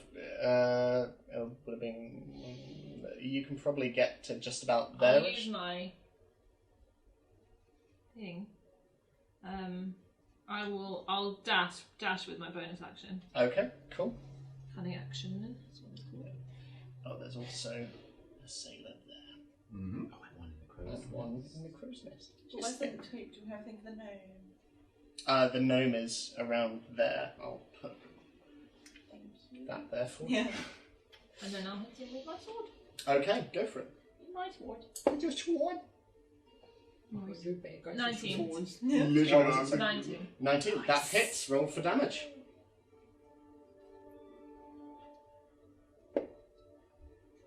10 damage. 10 damage. Okay.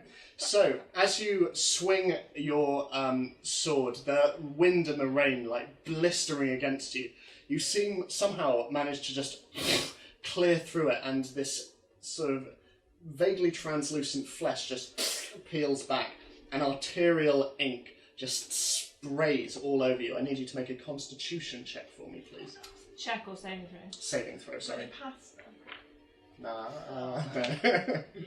Squidding pasta's a thing. It is. 23. Okay, you are okay as you just sort of manage to bring your hand up, and there is this gap between your eyes. The rest of you is covered in black ink that seems to sort of cling to you. It's okay, but like it is sticky, it is horrible, and the rain is sort of getting most of it away, but it is not nice. And as you watch, this huge thing again sort of seems to curl in on itself and fall down on the deck around here-ish. Alive. Still not separated. It doesn't seem to be moving. It's just lying there, all curled up. It seems to But it's still be attached. shriveling, just Still only goes- by like bone and stuff. So, Is it? yeah. Okay. Is there anything else you want to do? I've used my movement and my bonus actions. Okay, cool. It is now the creature's turn. So, it is going to... One of its tentacles looms over you, Zini. And as you look up, as this shadow seems to engulf and umbrella the rain away from you, it is going to try and attack you. That will be a 17 to hit. That hits. Okay. That will be... That is 12 points of damage. And I need... you are now considered grappled as well, as this thing just pulls its weight around you. So that is its move. It is also going to bring one of its tentacles over here and try to attack that guy. That hits. This guy immediately goes limp as this tentacle just wraps around the guy at the helm, and there is this... and you see the guy just leaning on the edge of the helm. This one is going to come over here, and as this tentacle just breaks through the railing and starts to sort of slither its way towards you, Ariana. It's going to try and make an attack at you. That is a 13. I don't believe that hits. No. No.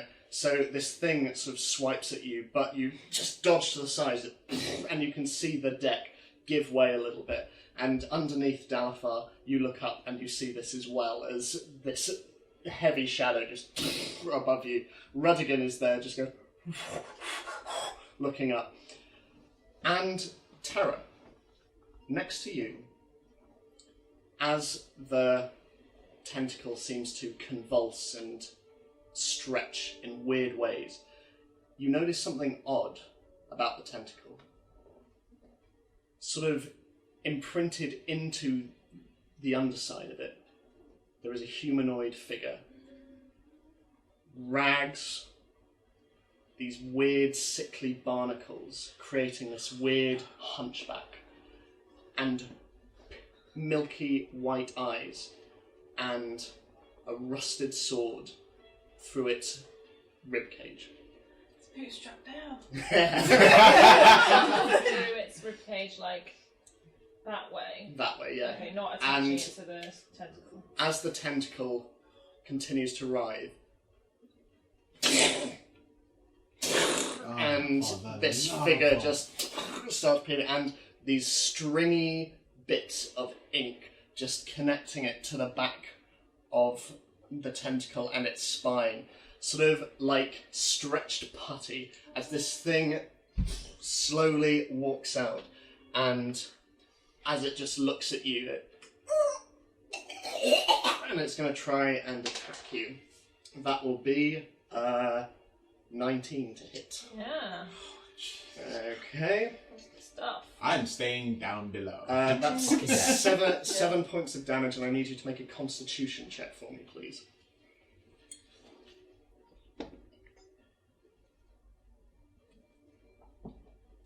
20. Dirty.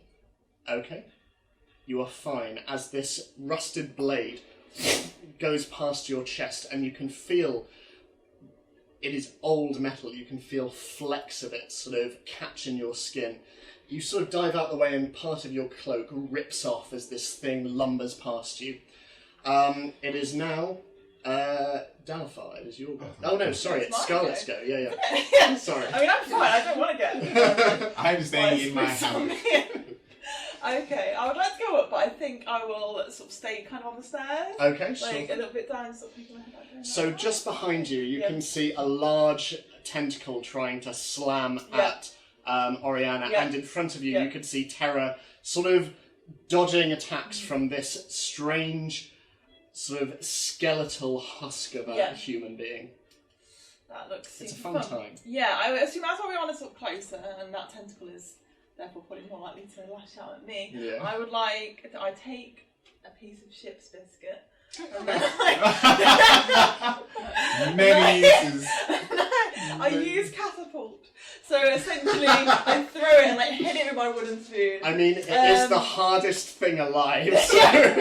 And yeah, could the tentacle please make a dexterity saving throw It for me? sure I can. love how we've got our very own railgun effectively. Yeah. That is a 14. Oh, so it meets it. So does that mean it hits or doesn't hit? I can never remember. I can remember. It means it doesn't. So yeah, unfortunately, flecks of breadcrumbs just off this large, messy, fleshy limb. It doesn't seem to have any effect, unfortunately. I throw another piece of ship's biscuit on the ground. Curses. It does nothing. It just sits there, I think. Okay. It doesn't break. So, Dalafar, it's now your go. I go upstairs, despite hearing all the ruckus, and You're probably round about here-ish at the yeah. top. So I think what's the best thing to do? I'll go there. Sorry, do I want to do that? Yeah, because I'm better hand to hand. So I can dash over to there, can't I, as a bonus action? That thing's gone. Yeah, that thing's gone. So I can dash over to him, can't I? And as he's attacking her, I'll go behind him. Okay. Bit of flanking. I know, right? I mean, at this stage, we don't have to say anything. It's like we're Simpatico. I know. You're It's drift like compatible. Yes! Yeah. Okay, so running across the deck, wind and rain falling in your face and moving almost horizontally as you rush across. I assume you're attacking. I am going to attack. Okay, And I get 2 attacks. you do. At advantage as well because of flanking. Plus strength, which would be 16. Yeah, that hits. Roll for damage. 16, 1d6. 7. 7, okay. Don't you add your strength to that? Do I master? You do, yeah. 14. 14, okay. So, yeah. Terra, you watch as half of this creature's skull just goes flying across the deck, just and slamming into the front. This creature is still standing, but it only its jaw is going. You can make another attack if you Yes, wish. I'd Is like it still to. attached to the... Like you said, it sort of pulled away. Is it still attached to the The thing? strands are starting to just break off and snap. It seems to very much be moving on its Okay. own. Yeah. Okay, I would like to attack it again. Please. Okay. That is. Well, it's plus strength, isn't it? Plus strength and your proficiency as well.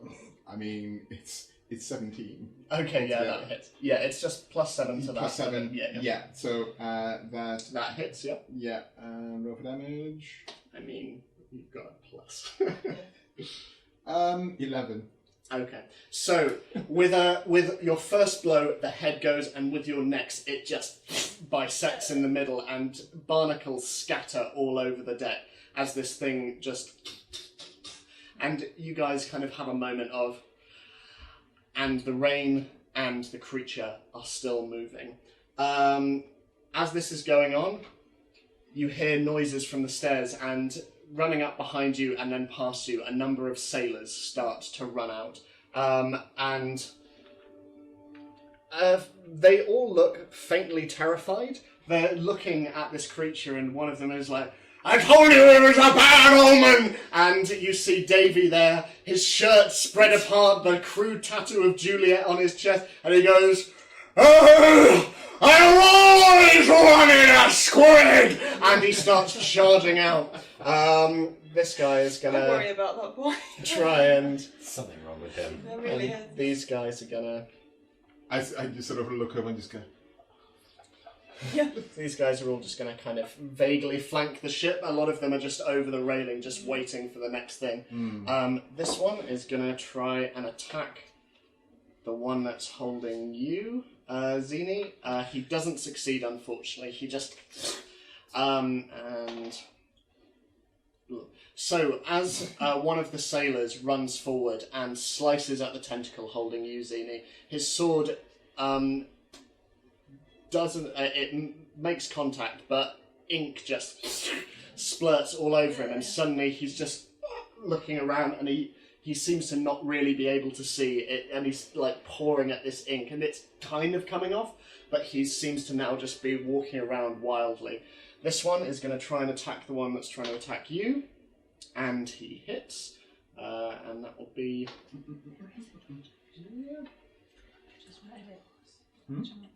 So, the sailor runs up to you, and you see one of the sailors just bring this very rudimentary hand axe down onto the tentacle in front of you. He doesn't appear to do much damage, but it's something. So, we're now back to the top of the round. Zini. Okay, so seeing that, like, cutting this thing seems to get ink spray in your face, Yeah. rather than using Horde Scythe to slash at it, what I'm going to do is try and use my breath weapon on it. Sure thing. So Yep. it needs to make a dex save, and it needs to be 10.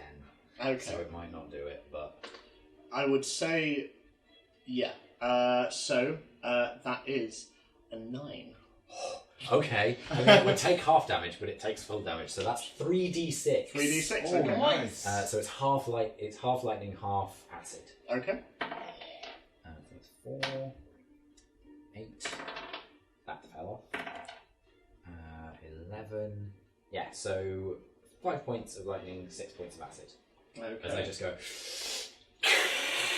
So, unable to move and very much restrained, you do the only thing you can, and as you guys watch, you see a little bit of light coming from within the darkness around you as this sort of explosion of greenish, crackling fire just down onto this thing, and it melts through, melting through to bone and down the other side, and bits of sort of liquefied sludge just down onto the deck as this tentacle slowly just lets go of you as you kind of spiral around, and it slowly slops back into the water. You Do I fall on the deck or do I just land? I mean, you were standing, so it didn't lift you up or lift anything. me up. I haven't had a chance to do that yet. Okay. Cool. So yeah. And then as my bonus action, I would like to cast Hunter's Mark on a tentacle. That one in the corner. Okay, cool. I'm just going to swap these guys around very quickly. Cool, okay. Ariana, it's now your go. Is he no longer there? He's dead. I would like to attack that tentacle. Okay, go for it. 24. That hits. Roll for damage. Nice. I should have done it in a different order, but... 11. Okay. Slicing through the centre of it, it seems to split either side of you as it comes towards you for another attack. And it stops moving. And as it starts to slide back, you see it leave something on the deck, face down. Another humanoid figure, barnacles going down the spine, bits of seaweed coming out of one of the eye sockets, and a rusted sword, again, impaled through one of its legs, and it starts to up at you. It's on the floor, it's prone. Are you shaking your head at me? As a bonus action, can I cast Hunter's Mark on that thing? Mm-hmm, you can. You've got another attack if you want to make it.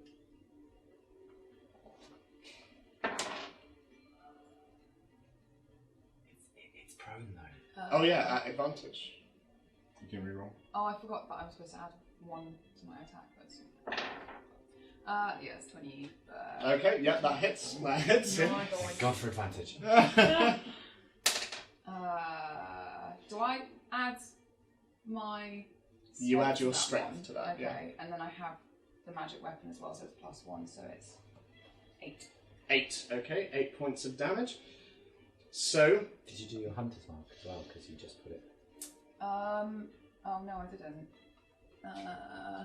Can I use that on my... D6. Yeah. Okay, cool. Yeah, so just roll Anything your you've marked. D6 once. It's a 3. Okay, Do cool. you add to that, or is it? It's because No. of my magic weapon. So that's just. Do you add? Oh, so you add your magic weapon to your hunter's mark? I don't know actually, I just... Well, they're two separate effects, so I don't think so. So I think it would just... Did you roll a 2? Yes, it is. So just be a 2. I think it would be a 2, Yeah. but... Both concentration spells. Oh, So okay. one will cancel out the other. yeah. That's Would you fine. rather have? I would rather have Hunter's Mark. Okay, cool, that's fine. I guess it's an extra die rather than just a. Is it just a 1 for magic weapon? Yeah. Okay, so seeing this sort of mutated creature being left behind as this trail of black ink stretches across the deck, and it looks up at you in this pathetic, horrible, disgusting way, you just immediately, without even thinking about it, just bring your sword down into it, and it gives this... And you can see salt water pour out of its lungs and onto the floor. It's still alive, and it's still looking up at you. But, Terra, it's your go. What are you doing? Okay, so I'm going to look at the it's still a tentacle, isn't it? That Still a kills tentacle. the guy. Yeah. And then I'm going to look back at Dalafar. And then I'm going to look back at the tentacle. And then look at one of the sailors. And then I'm going to look up and judge the weather. And So yeah, I look between them and then I say to Dalafar, should we do this together? And then I run to the tentacle and then I hold my attack for when Dalafar is flanking the tentacle. Okay, sure thing. I feel at this point we just sort of look at you and go. As you do so, the tentacle is immediately just and starts to swing across the deck. Oh no. Can I use a And- bonus action? Can I use my bonus action on that go? Or, because you can't have a bonus action when you hold your... No, because you're holding... But, like, can you use your bonus action and then hold your action?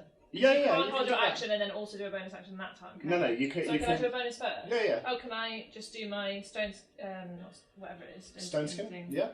Um, So, running up the do it stairs, easy. as you do, the somewhat cracked, sort of muddy skin, which in this weather seems to almost be running, it is like wet mud. But as you run up the stairs, it starts to solidify, and the cracks in between each bit of skin start to join, and you are suddenly made of stone, like a statue, moving through the rain, and your footsteps get a little heavier, and the deck starts to Yes. give a little bit. But as you run up to it and prepare for an attack, the tentacle just across the deck, taking a bit of the helm with it, and it does hit you, I believe, with a 17. No. That because doesn't I've got my higher armor class now. Okay, cool. So So I'm at 19 now. okay, so as it comes across, you duck and kick it up with your shield as it goes across. It is also this other tentacle is going to over here and sort of up through the deck. That will be And my a. flanked now, so it's... Oh, yeah. You should have reminded me. So that will be 22 to hit. Yeah. So that will be 9 points of damage, and you are now considered grappled as well. Ooh. Okay. And in addition to that, this one is going to come over here and sliding past the deck once again is going to try and attack you, Zini. So that will be 22 to hit. And that will be 13 points of bludgeoning damage. And again, you are considered grappled. And you all feel the boat give again as there is an almighty cracking sound from below, and the boat takes. Oh no! Oh god. How much HP does the boat have? Cool. Quite a bit of damage. Oh no! Who how has much? boat proficiency? I have a mending spell. Does that work on a Blacksmith, I work with metal, not wood. Yeah, but you've sailed before. Okay, so Yes. Not with a kraken. now this thing sort of is going to try and attack you from the ground. It doesn't do terribly well. Your scimitar is still impaled through it and into the deck, and it just goes. It completely misses. So, Scarlett, it is now your turn. Right. Let's try the same thing again, but that one. Okay, A range sure. of 60 feet, which I think would be, Yeah, and it'll be over the head of the sailor, and you'll be fine. yeah, Yeah, pretty good it'll at be aiming. fine. So can I make a dex check again? Yeah, for me, absolutely. please? No friendly fire here. That will be an 8. Yay! Okay.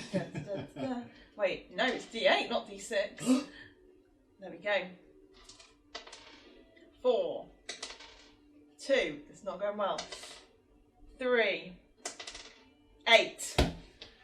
4, 2, 3, 8. 17. 17. In a shower of breadcrumbs, this thing, silhouetted against the full moon in the sky, Yeah. seems to dissipate into nothing, leaving only a bone just Yeah. slowly descending into the sea.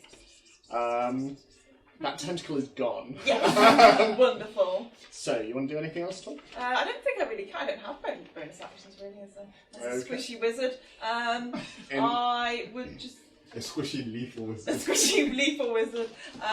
The guys look around and just go, oh, this is nice. In that case, Dalifar, it's now your go. It is my go. I am going to run up behind this other tentacle that's grappling Terra. Mm-hmm. And I would like Prompts to my attack, please. Reaction. So is that with advantage?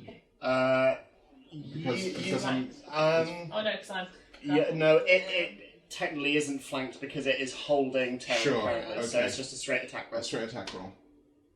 Oh! Natural 20. Okay, yeah. I mean, if I have to add my bonuses, that'll be 27. that hits. That hits. When I roll a natural 20, an enemy takes an extra 2d6 extra slashing damage as well. Yeah. So I'll do the regular one first. So just regular attack is plus strength and proficiency, is it?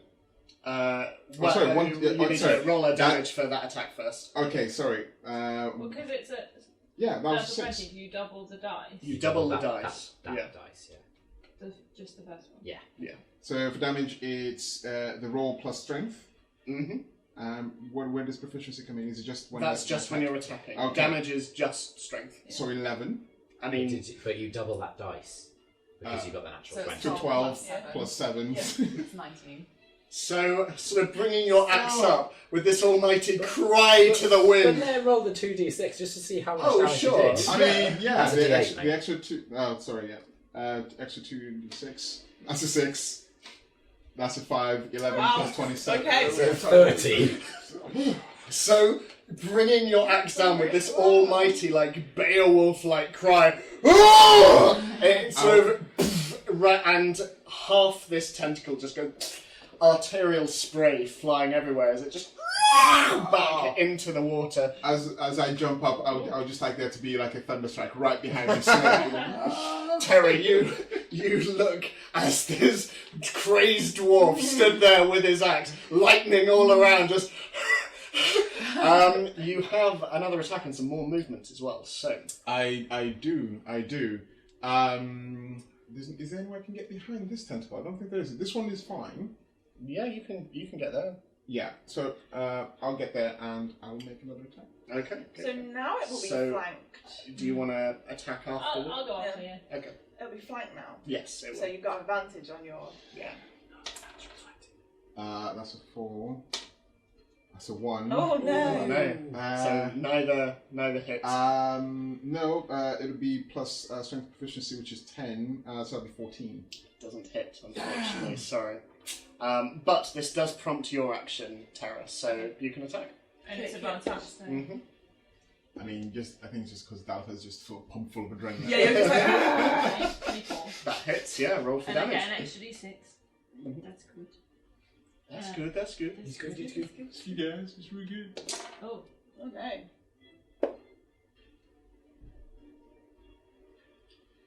Eight. Okay. So, sort of seeing Dalifar free you and then running round with this wild to the other one, you just immediately and cut through. Not all the way, it does stick some bone, but your sword is now inside the creature as you just sort of twist it. Right. So, yeah, you have attacked now. So, the sailors, meanwhile, this one is gonna try and attack that one. And that doesn't hit, unfortunately. This guy, seeing this gnome, is going to use his action to pick him up and is going to sort of bring him past you, Scarlett, as he just carries this gnome and he's just like running past you. This guy is going to attack the creature that's lying on the ground in front of you, Ariana. That hits. And he kills it. Ariana, like... He stole my kill. Yeah. The sailor sort of brings down his axe once more and he sort of looks up at you with this... and just immediately starts to immediately regret his decision. The rest are going to continue just kind of standing there waiting to see what's coming. So we're back to the top of the round. Zini, it's your go. Okay. Rodigan comes up the stairs. Okay, cool. Let's have Rodigan. So can you like push past I Scarlett? mean, Yeah, Okay. Scarlett's fine. And Look, she's not getting out of this stairs. as he runs past, Zini gives this recognising. Juliet, you mean? Juliet, yes. No, Zini. I'm suddenly a cat! Yeah. So, charges for the tentacle holding me. Okay, cool. Boom. So, let's see if that hits. Oh yeah, I think it does. 22. That very much hits, yes. Please So, roll for because damage. he's charging in a straight line more than 20 feet in movement, I think. Yes, he is, yeah. So he does an extra D8. He does, yes. So it's 2d8 plus 3, that's 5, that's 1. So 9 points of bludgeoning damage, which I find really weird because it's a gore attack. Yeah. Yeah, that should be piercing. Should be surely. piercing. But Rhino's horn, As he runs forward, Zini, you watch as sort of crashing into the side of the railing, and the railing at this point does give way a bit. Like, most of this tentacle just is pulverized. It's hanging on by thread, but it is still there. It is looking very bad. Ariana, it's your go. Wait. Oh. No, that's fine. Yeah, I can only... Once you have the extra attack feature, you can make one weapon attack yourself. Okay. So I'm going to do that, and I'm going to shoot further down the tentacle, away from myself. Could I do that? You can, yes, absolutely. I mean, I miss. So sort of as the shockwave No, from now I'm grappled. So as the shockwave from Rudigan kind of like you and just swing wide, and this arrow just goes into the water as the lightning and the thunder and the rain continue to swirl around you all. Meanwhile, with no one at the helm, the boat is slowly starting to just spiral and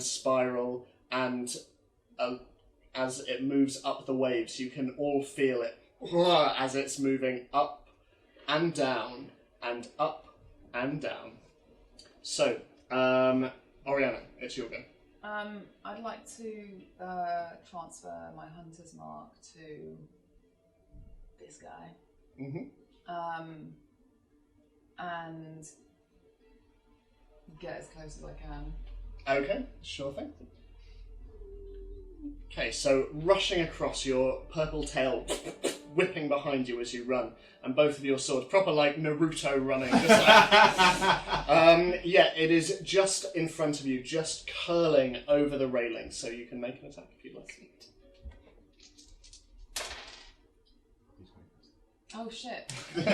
I do damage. I do it. I definitely do damage. 8. It does not hit, unfortunately. Sorry. No, wait. It's a 7. It's a natural one. It's a natural It's one. a natural one. It definitely does not You don't hit. know if it's a natural one. But Oh, no way! but you have your other attack, so you can.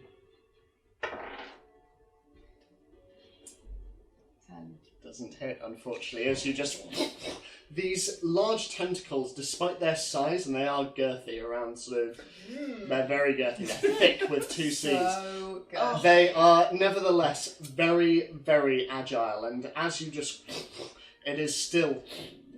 Like swinging through the air, bit flecks of rain flying off them above you and hitting your eyes as it does so. And this is happening for all of you, especially anything coming out of the waves, but the salt in your eyes is horrible. It stings. Terra, it is your go. Okay, so I'm going to hit the thing again, Okay. and then as I hit it, I'm going to shout at Dalifar, "Take the wheel!"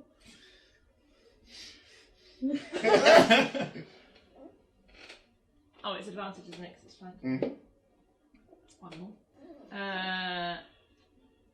18. That hits. Just. That hits. Oh wow. Oh, wow. Yeah.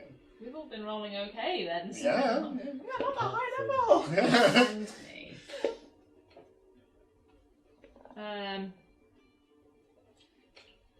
18. Twisting your sword, you just... And the thing just bisects in the middle as, once again, one of the tentacles just shrinks and retreats down the back of the ship, past the rudder, just... And the last bit of it is just... on the top of the deck. And as it flips over... And this humanoid creature, once more... coming off, ribbons of ink just flecking off it. Half this one's face is rotted and seemingly melted into its chest as it walks forward with this terrifying limping gait. I cut it in half. The tentacle. Kinder egg. Yeah. Cool. So, it is now the giant squid's go. Yeah. You said it! I did. So that is going to try and attack Ariana. That will be an 18 to hit. My armor class is 18. It's so that will be 16 points of bludgeoning damage, and you are now considered grappled as well. Guys, can we stop getting grappled? I mean, this... I am staying in the stairs. I will die. So you are grappled. I have no. It's literally just you and I who've not been grappled. Yeah.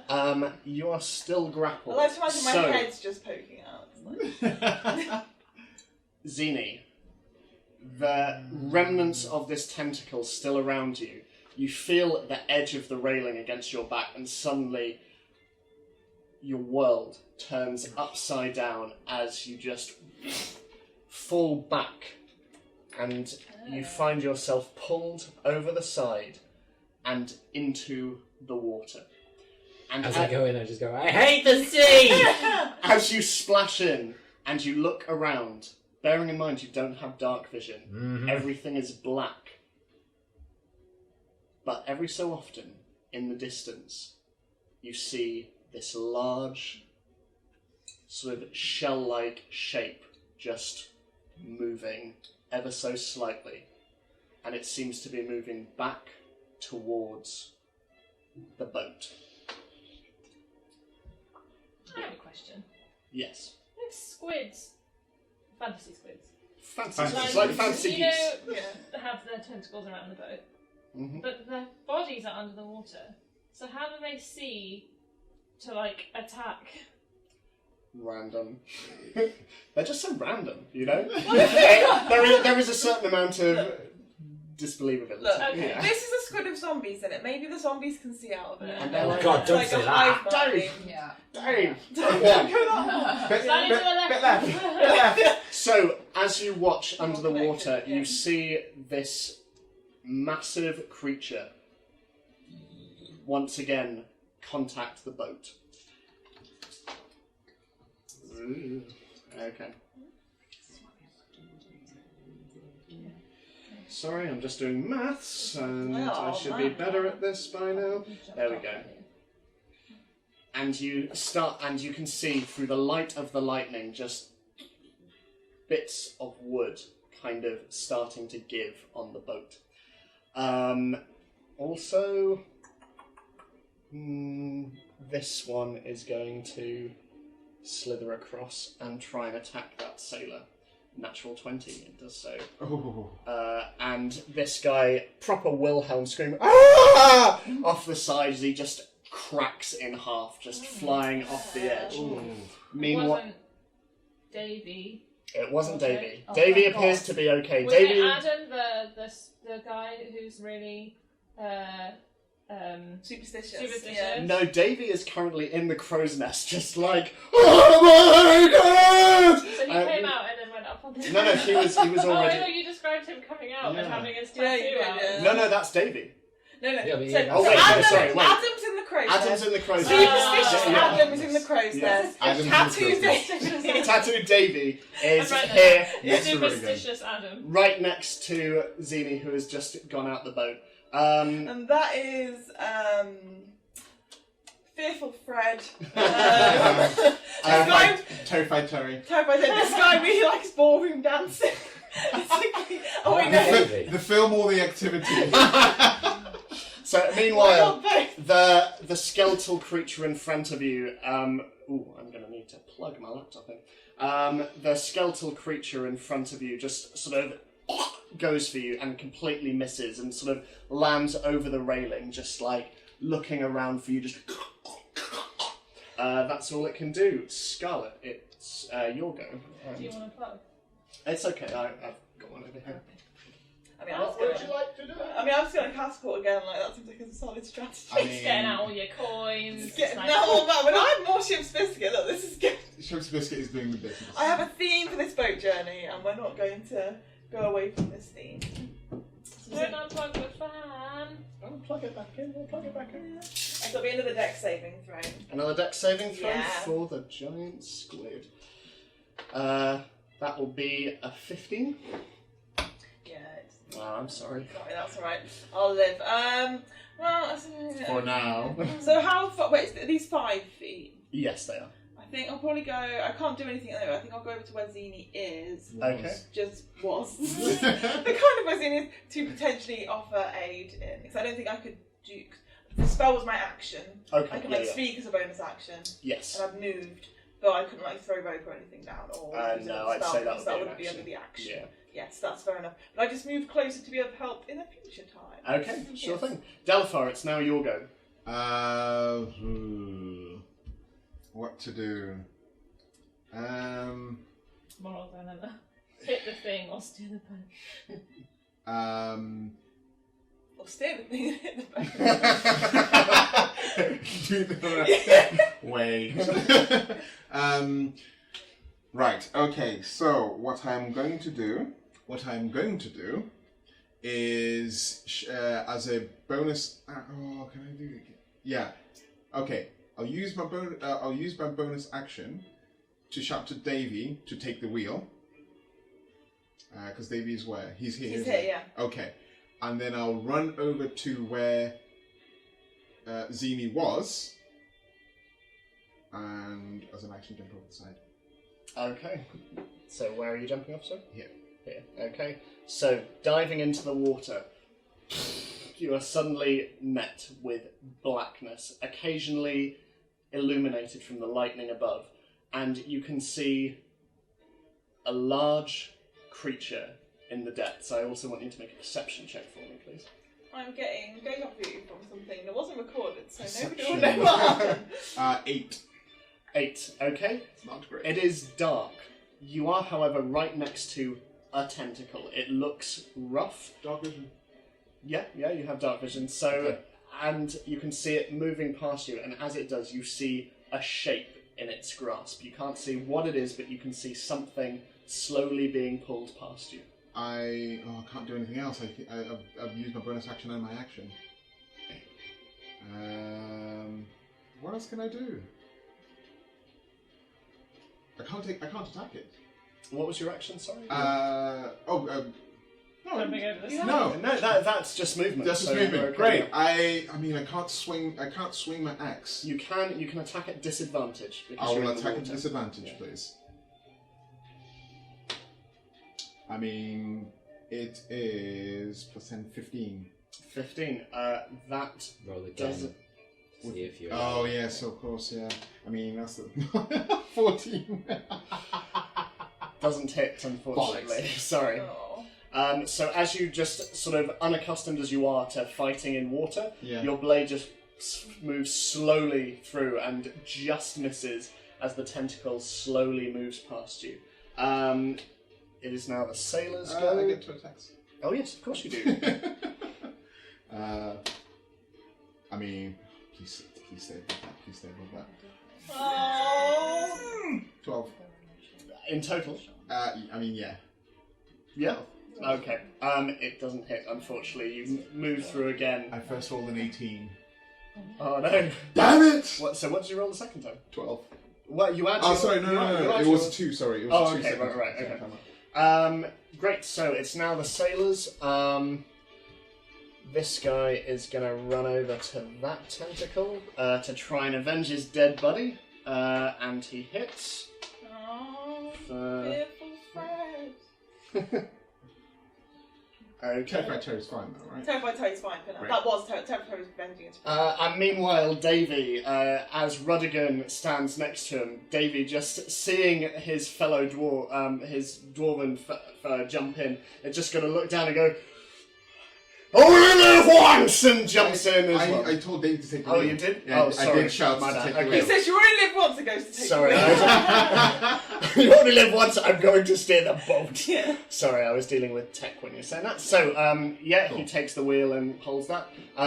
This guy is, he's gonna run up here. He's gonna try and attack that guy. He does not. So you see one of the sailors run past you, Terra. Does he get advantage? Yes, and he doesn't hit. Both times. Okay, so that is there. Go, Xenia. We're back to the top of the round. Okay, I have a question. Because Mhm. I'm underwater, Yeah, am I able to drink potions or no? I would say no, because if you open Okay. that, it's just going to You'd have to dissipate like, into the water. Sort of put it in your mouth, yeah, uncork it as well. yeah, that'd be Yeah. quite difficult. Yeah. Well, all while being grappled. Yeah. Unless you like, Yeah. And then you probably swallow water, wouldn't you? 'Cause you Yeah. open your mouth. Salt water, the saltiest of the water. Okay, Yeah. I'm just gonna try and cut myself free. Okay, you can make a strength. Oh no, I'm attacking it to. Okay, this I'm would be a attacking the tentacle. yeah. This would be at disadvantage. Even though it's right next to me. Where It's you're grappling. you're grappled. underwater. So yeah. But I'm not restrained. But he was at a disadvantage. for Well, being no. able to- Until the grapple ends, the target is restrained and Oh, has okay. yeah disadvantage. I thought a grapple was restraint. Yeah. Because is that the same condition? Yeah. Being restrained You're and being stopping grappled? someone. Yeah. 17. 17 just hits. Okay, so it's hunter's marked. So Okay. I get the extra d6 as well. So 3. 4? Yeah. That's it. Sort of. Oh no, 8. What little bit of it was already hanging on, you just through, and it starts to spiral off. The propulsion of it sort of does start to spin you around this disorienting way, and as you do, you can see Dalafar right next to you, sort of cheeks quite full of air, as you spin past him, and he sort of rotates in your vision. But you are now free of the grapple. Cool, okay. Are there any other tentacles near me, or is like the body of the squid near me? Only that one over there. The body of the squid is more near the centre of the boat. I'm just going to try and climb back on board then. Okay. I'm not going to use my second attack, I'm just going to try and climb on board. Okay. Although, I can move Rodigan separately and he could attack a tentacle. Yeah. So could he get there? He's He got could. 30 feet of movement. 1, 2. 1, 2. Yeah, he'd be able to Okay. get there. Yeah, he's large. so he does that. So yeah, but I try and climb on the boat. Obviously, that's just movement, but Yeah. I'll go like half Yeah. movement. Make an athletics check for me. It's not going to go well. That's 3. You get to the top of the water and, like, trying to scramble onto the boat, you just manage to, like, dig your claws in, kind of like a cat out of Yeah. water, but you're still very much in the throes of the wave itself. Rodigan can make his attack. Yes. 14. 14, it doesn't hit, unfortunately, as he slams into the boat and the sailor next to it just off to one side. It is now Ariana, it's your go. You are grappled. What does that mean? So it means you're restrained, so all of your attacks have disadvantage, and you have disadvantage on strength checks and strength saving throws. Bloody hell. Actually, can you attack if you're grappled? You attack what's grappling you, Yes. but at disadvantage. Yeah. Yeah. Can I do anything to get rid of the... How do you not be grappled? You can try and escape it by making a strength saving throw. Or you could attack it and try and cut the tentacle. Yeah. I will Is that- try to attack the thing that is grappling me. Okay, so attack at disadvantage. If So- you were to just try and escape it with a strength save, would that be at disadvantage as well? Yes. There's no point. Is there? Yeah. yeah, it's the lowest. Natural Okay. one. So no. You have an extra attack though, so you can make that if you like.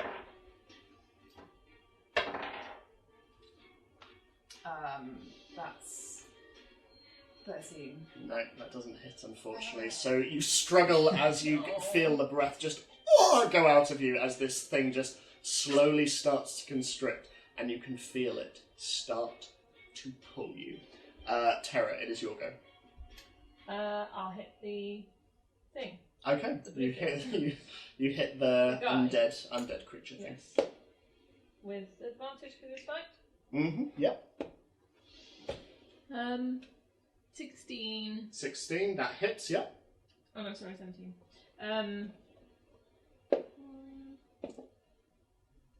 13. Yeah. Okay. So Is it still alive? It is still alive. Okay. Just yeah. Well, can I use the dash action to basically get as far over here as I can, like jump over the fancy thing? So Okay. use your cunning action. Yeah, as my bonus action. How So I much get can you move 60 on? feet, because it's twice the amount, isn't it? So to there. Just. And There. then I can't, because I've attacked, so... Yeah. I'll just... Wait. Watch. Wait it I'll out. just watch. Just watch. I'm just here to see Watch you go whilst I'm down. like, So, as you get there, your hand stretched out, the tentacle over the side, and Ariana, you plunge into the water head first, just air bubbles escaping out of your nostril, and it is going to pull you. 1, 2, 3. You are now directly underneath the hull. Right. Just sort of slowly being pulled. You can see barnacles on its underside, and you just managed to avoid scraping them, but it is slowly pulling you towards an ever-looming shape that is underneath the boat. So it's going to do that. This one is going to try and attack Rudigan. That's 20, not natural. Yeah, that hits. Oh, wow. And that will be... that would be 7 points of Okay. damage. And it is also not going to slam the boat because it doesn't have that ability back. So that's all it can do. The drowned sailor guy is still there, so he's going to stood behind Davy, who is like on the hell. Suddenly, from behind him, this skeletal figure just stands up and bringing up a rusty sword, just and misses. Oh, thank God! I love how we're all So- invested in David. I was imagining a sword just coming right through the tattoo. I The was page like, was like that. It rolled. It went 18 and then 5. Yes. So that's all it can do. So Scarlett, it's your go.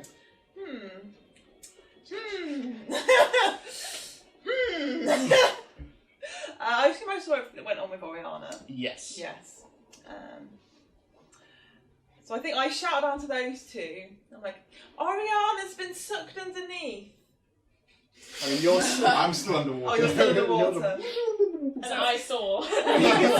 is Zini also Yeah. underwater? No, I've got my she's. head's just above. Put your head up. So phrasing. I can't really do. Oh, would you like a lift? I'm good. Thank you. Yeah. I know, I'll be fine, I could use levitate onto you, so he's fine there. I don't have any underboat spells.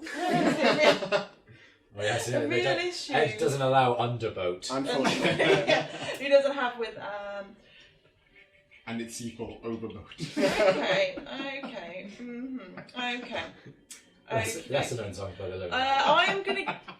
Okay, because the tentacles are all. It's the tentacle is just part of the squid, isn't it? It's all Yeah, picture. yeah. Lovely. Okay, so I'm going to move. So I'm 30 feet within that, Okay, sure thing. and I would like to cast reduce on the squid. So could the squid please make a Constitution saving throw? Can.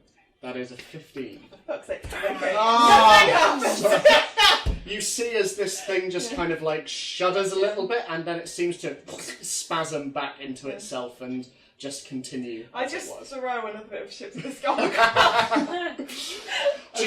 And meanwhile, Juliet, still in your arms, Yeah. is sodden. She is just going. To continue the Lonely Island reference, I throw it on the ground! So, Dalafar, it's your go, and as you are in the water, just sort of hovering, you can see a tentacle just. And as bubbles follow, you can see the familiar purple form of our Ariana just through the water. So I swim over. Okay, so That's that's me. movement. You can just I can reach reach, it. just reach. And I would like to attack the tentacle. Yeah. Okay. It's very confusing that there's like Oh, two Jesus. layers. Yeah, Okay, well, so that's 18. Advantage. Oh, sorry, yes, of course. I mean, 18. Yeah. 18. Okay, cool, that hits. It's 1d8. Yeah. Wow. 15 points of damage. You cleave through it. I do, however, need you to make a Constitution saving throw for me, please.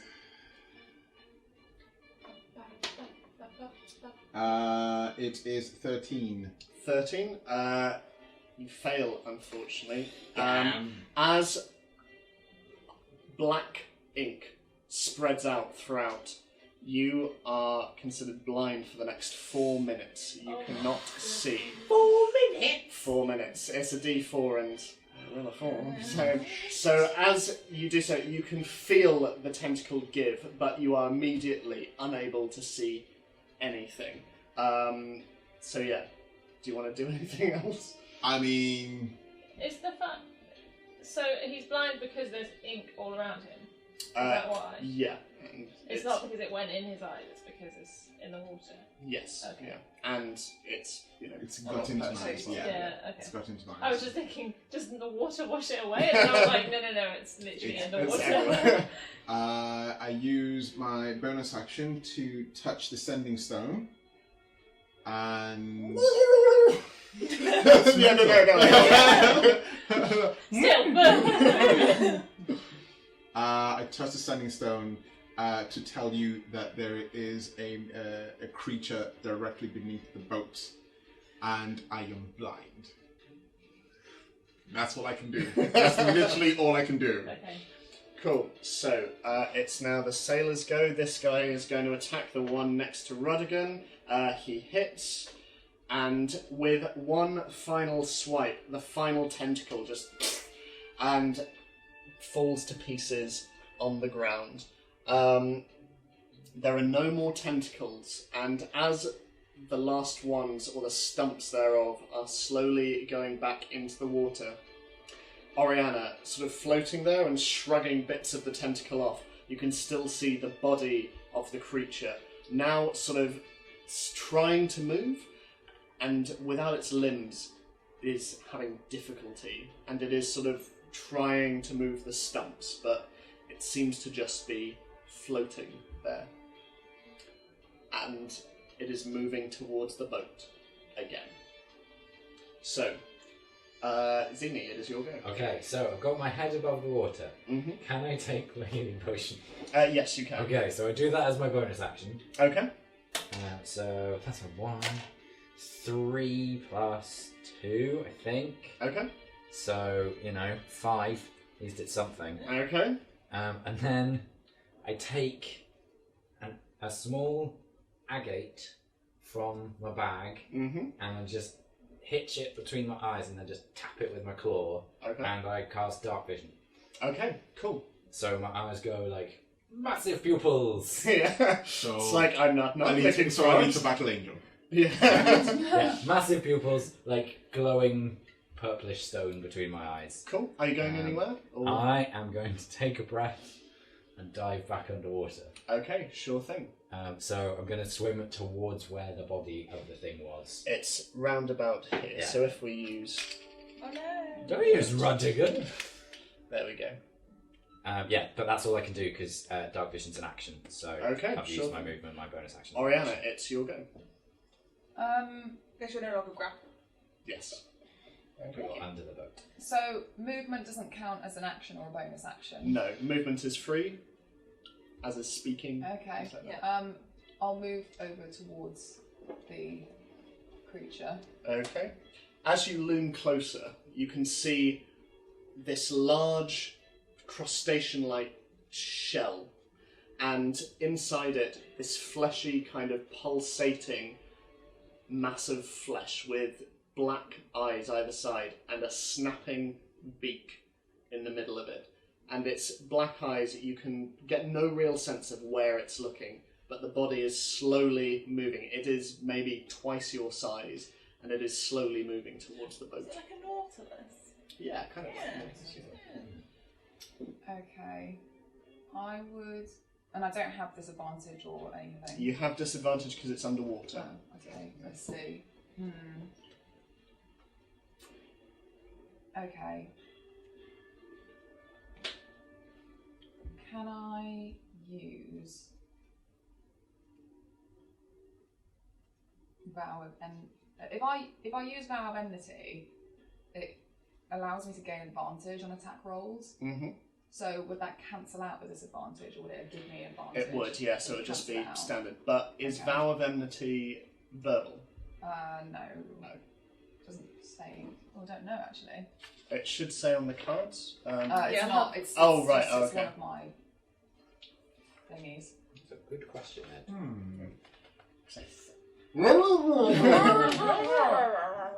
I don't know if it's just a paladin trait. It's a paladin trait. As a bonus action, you can utter a vow of enmity against a creature you can see within 10 yeah. feet. Oh, Yeah, So, that wouldn't be able it would to. It does, but it you. doesn't say you need to like enunciate it clearly. But obviously, Sure. this would be your But ruling. I'd say you could do it, but you would risk basically losing all of your air, Yeah. Okay. which could be bad. In that case, I'll not do that. Okay. I'll use.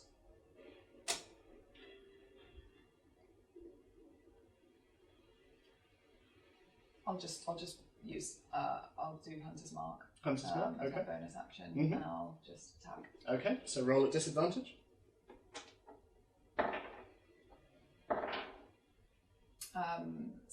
16. Just misses, I'm afraid.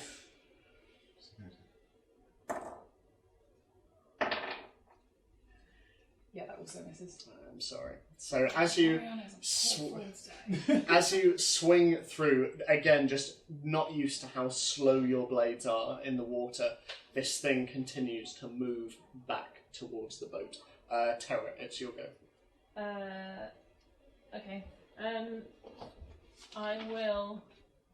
Hearing the message. Mm-hmm.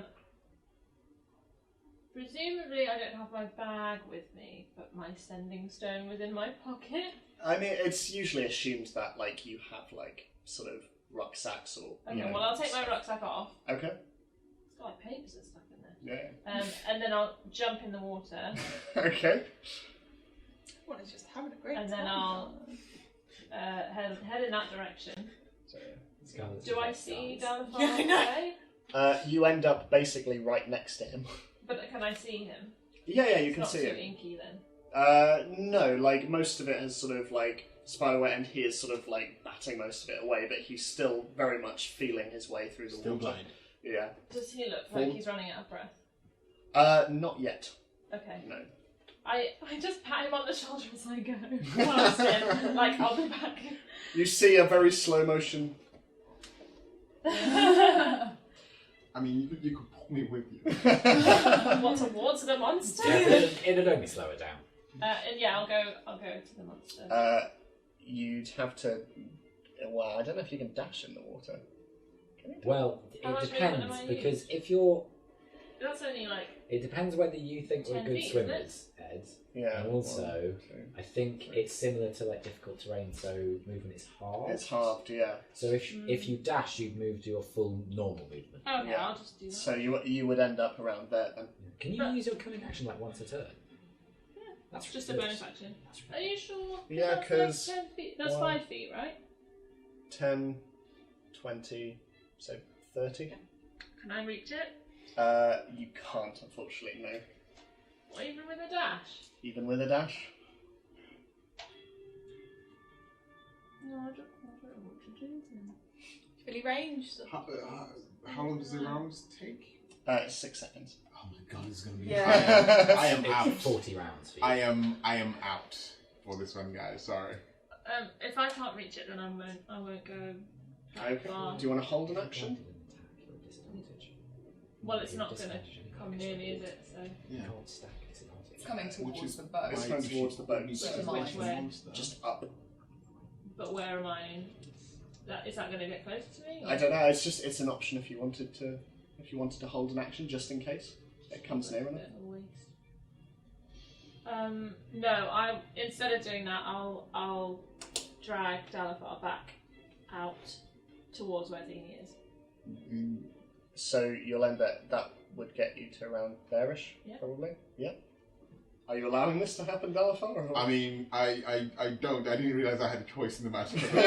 No, I sort of. You're blind. I am blind, but I've still got my breath, and I can't speak, obviously. Is he clearly blind because there's ink in his eyes? You can see the remnants, and you can see all over his face there are like black sort of stains. So instead of dragging him, can I just try and wipe his face? Yeah. I mean, mechanically it won't make a difference, but... Oh, really? Yeah. Is it because the ink's like got into his Yeah. eyes? Oh, right. You'll have to scrub my eyeballs. Yeah. Which Yeah, is you need an eye wash. Yeah, so I'll just try and drag him away then. Okay. With resistance. With resistance, I'm as best I can shaking my head and just sort of gesturing, as in I think where I think the monster is, just gesturing just to sort of take me that way. In that case, make competing strength rolls, please. Oh dear. At disadvantage as well for both of you. Straight strength. Mm-hmm. 10. 16 and well, it's 16 basically. So he is, despite being in the water, just unmoving. He's just going, and you're trying to drag him, but it's not working. Okay. So it is now the giant squid's turn, and you all watch as it goes and connects once again with the boat. All but one of you is watching because I'm blind. Where's my other... so that is more damage to the boat. And you can see, even from your vantage point, the boat is not looking good. The hull is indented and it is not looking healthy. It can do nothing else, so... well, actually, you are right next to it. It is going to try and bite you, Ariana. That will be a 20, not natural. Yeah, that hits. So that will be 17 points of piercing damage. That's all it can do. Scarlett, it's your go as you sort of stand alone on deck. There is still an undead creature up there. Okay. Moving. I'll try another catapult. Okay. I don't have many attack spells. Okay.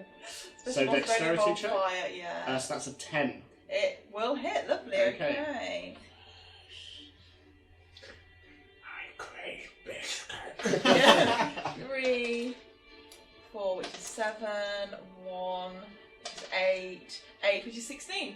It shatters Yeah. to pieces as As a railgun. Yes. it raises its sword once more against Davy. In front of Davy's face, crumbs and crumbs and crumbs just fly past him as this thing just shatters into nothingness. And you see Davy kind of and it continues trying to steer the boat. He's in love with you. Oh. Now, like... So, Dalafar, it's your go. I can't do anything. So I'm going to hold my action. Okay. I can't do anything else. Okay, so you're holding an attack? Yeah. Okay. Until when? What are you There waiting is- for? When the creature sort of attacks me. Okay. So, Ariana, it's your go. I would like to use lay on hands. Oh, Oh, oh, shit, no, sorry. Yes. Zini, your go. Did I move? I thought I moved closer to the creature last time from there because I took a breath and then. And you went down. Yeah. Oh, yes. So where do you want to can be? I move directly to the creature? Yeah, of but course. like around it a little bit. There you go. Can I get that far? Yeah, you can get that. Is it now considered flanked? Yes, technically, yes. So would I do a straight roll if I was trying to? You would, yes. Awesome. It's still gonna go badly. Yeah, she's gonna. You'd slow me down. Okay, it's still gonna go badly, but here we go. Natural 20. Oh, wow. Yeah. It It hit did. the pen. It hit the pen and the Very map. dramatic. Now, so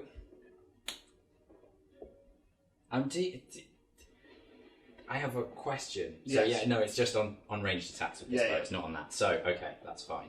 So and it's hunter's marked because Yes, it is, yeah. the tentacle is It is technically a the part creature. of it, yeah. So would I double the hunter's mark dice because it's double all dice on a crit? It would be, yeah. Amazing.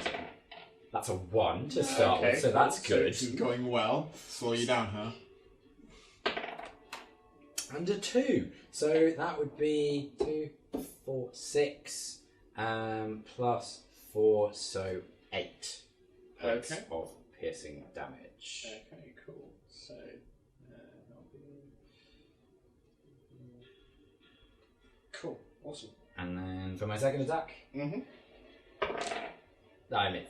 Okay, Aw. cool. So, Ariana, Fucking it 4. is your Keep- I would like to use Slow you down, huh? my Keep hand rolling 4. on myself Okay, to heal myself. okay, So cool. that is my level times 5, so that's 30. 30, okay. Wow. Good. Thank God. Paladin healing.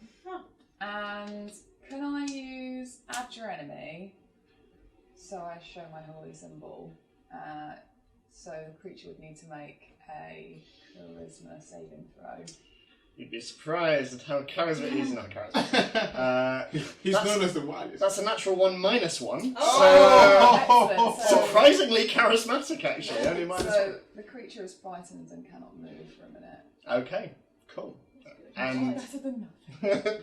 Cool. Tara, it's your go. So I'll close the distance Mm-hmm. With Dalafar or without Dalafar? without. Genuinely want to take me with you. Genuinely want to take me with you. I can't. I wouldn't do that. We should have set and stoned each other. Dalafar, you feel this rush of water as you just... I should have just pushed him away. just like pushed off him. But yeah, so you swim over towards where the giant squid is. And then, does it look? Do I know like how damaged it looks? Make a nature check for me. Natural 20. It's not looking great. It's not looking good. It's still hanging in there, but it's not looking great. I'm not going to do that. Okay, I'm just going to hit it. Okay. So it's a straight roll, isn't it? Because it's Flanked, sort of yeah. close. How many seconds per? 6 per Turn. 6 seconds. 6 per round. Oh, really? 19. Yeah. Oh, the creature's can't move for like ever. Yeah. 19. 19, that hits, yeah. Roll for damage. 16. 16. Yeah, it's really not looking good now. You can see cracks in its shell, you can see bits of inky blood slowly coming out of the wounds. Yeah, it's not great. So yeah. Can I also just see how damaged is the underside of the boat?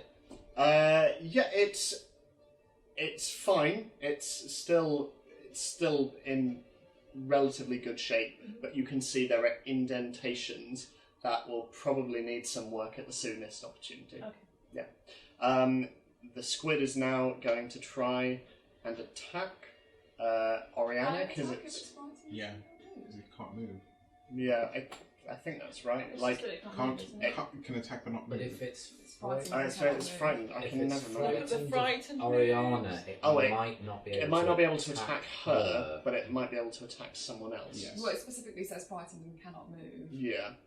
Yeah, but that's. I've got them literally right here. Yeah. Frightened. Oh, yeah. It would say The that. creature can't willingly move closer to its source of fear, and it's got disadvantage on the attack. So Is that a disadvantage on just Ariana? Or yes, everyone?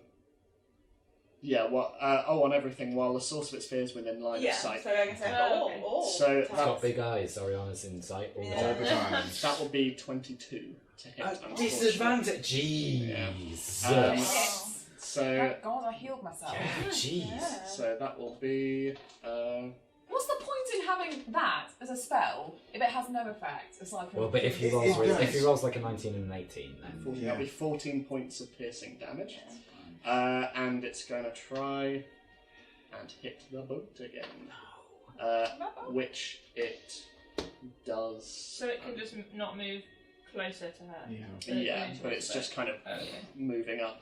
Did you roll disadvantage when trying to hit the boat? Technically, yes. Doesn't make a difference, unfortunately, but thank you, yes. I tried. So that would be 13. Okay. The boat is looking rough. It is Scarlett, your go.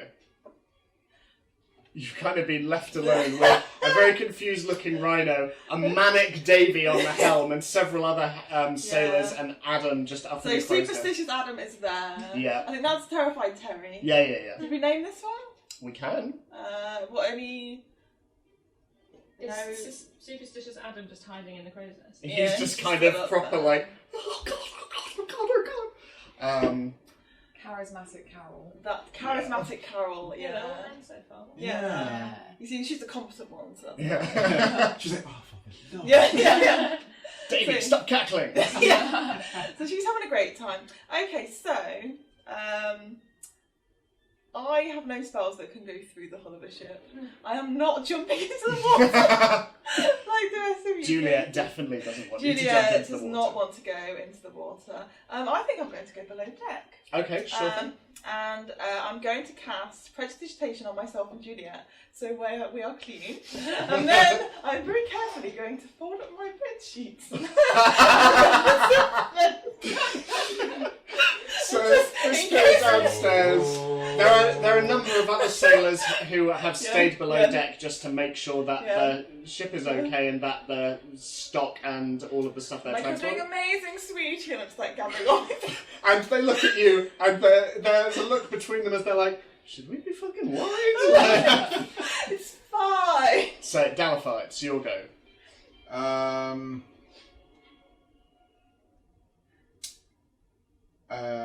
Okay, so I'm beneath it. So I just swim straight up. You're underneath the hull, so you can. Yeah, as in, so that I can make contact and feel my way out to, Okay. to the. Make an athletics check at disadvantage. Athletics. Yes, that's 19. That's 18. Okay, so yeah, you're able to sort of claw your way up, and you're able to find just enough purchase on the side of the boat. You can make your way up to. Yes. Cool. So you sort of flop yourself over the side and just land on the deck with a heavy grunt. Yeah. I just shout at the top of my lungs, Scarlett! So, Zini, we're back to the top of the round. It's your go. Okay, so as a I mean, bonus I- action, Yeah. Sort of suffix I it would with like to try Scarlett. and I put need your help. Yes. one of my ranger's marks on the squid. Okay, sure. So I need to roll a perception check, which is contested by 8 plus the creature's challenge rating. Okay. So, challenge rating is 9. So it would be I need to roll higher than a 17. Yeah. then. Great. Quite high. Fucking great. 17. Oh. So no, I match it. Yeah, no, I know. So it I know. works. No, That was Okay. I was like, oh yes. Okay, so that means if I hit it, then I do more damage. So I'm going to try and hit it with my first attack. Straight roll because it's still flanked. Straight roll, because it's still flanked.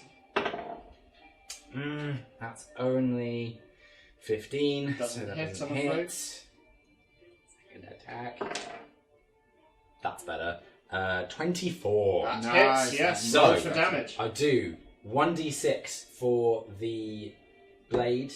I do one. Hang on, is it only unranged on the ranger? Hang on, that might be a thing.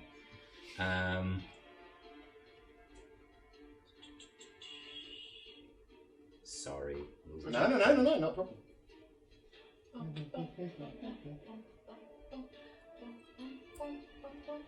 So how good is Pete's music? It's so good. It's so good. So good. I keep Thanks, forgetting- Pete. I know. Thanks, Pete. I keep forgetting that it's like specifically being composed for Yeah. this. I know, I'm not right? like- I just assume that it's like music. It's just from a- movie music, it's just that good. No, it doesn't You're specify amazing. whether it's ranged or not, so that's fine.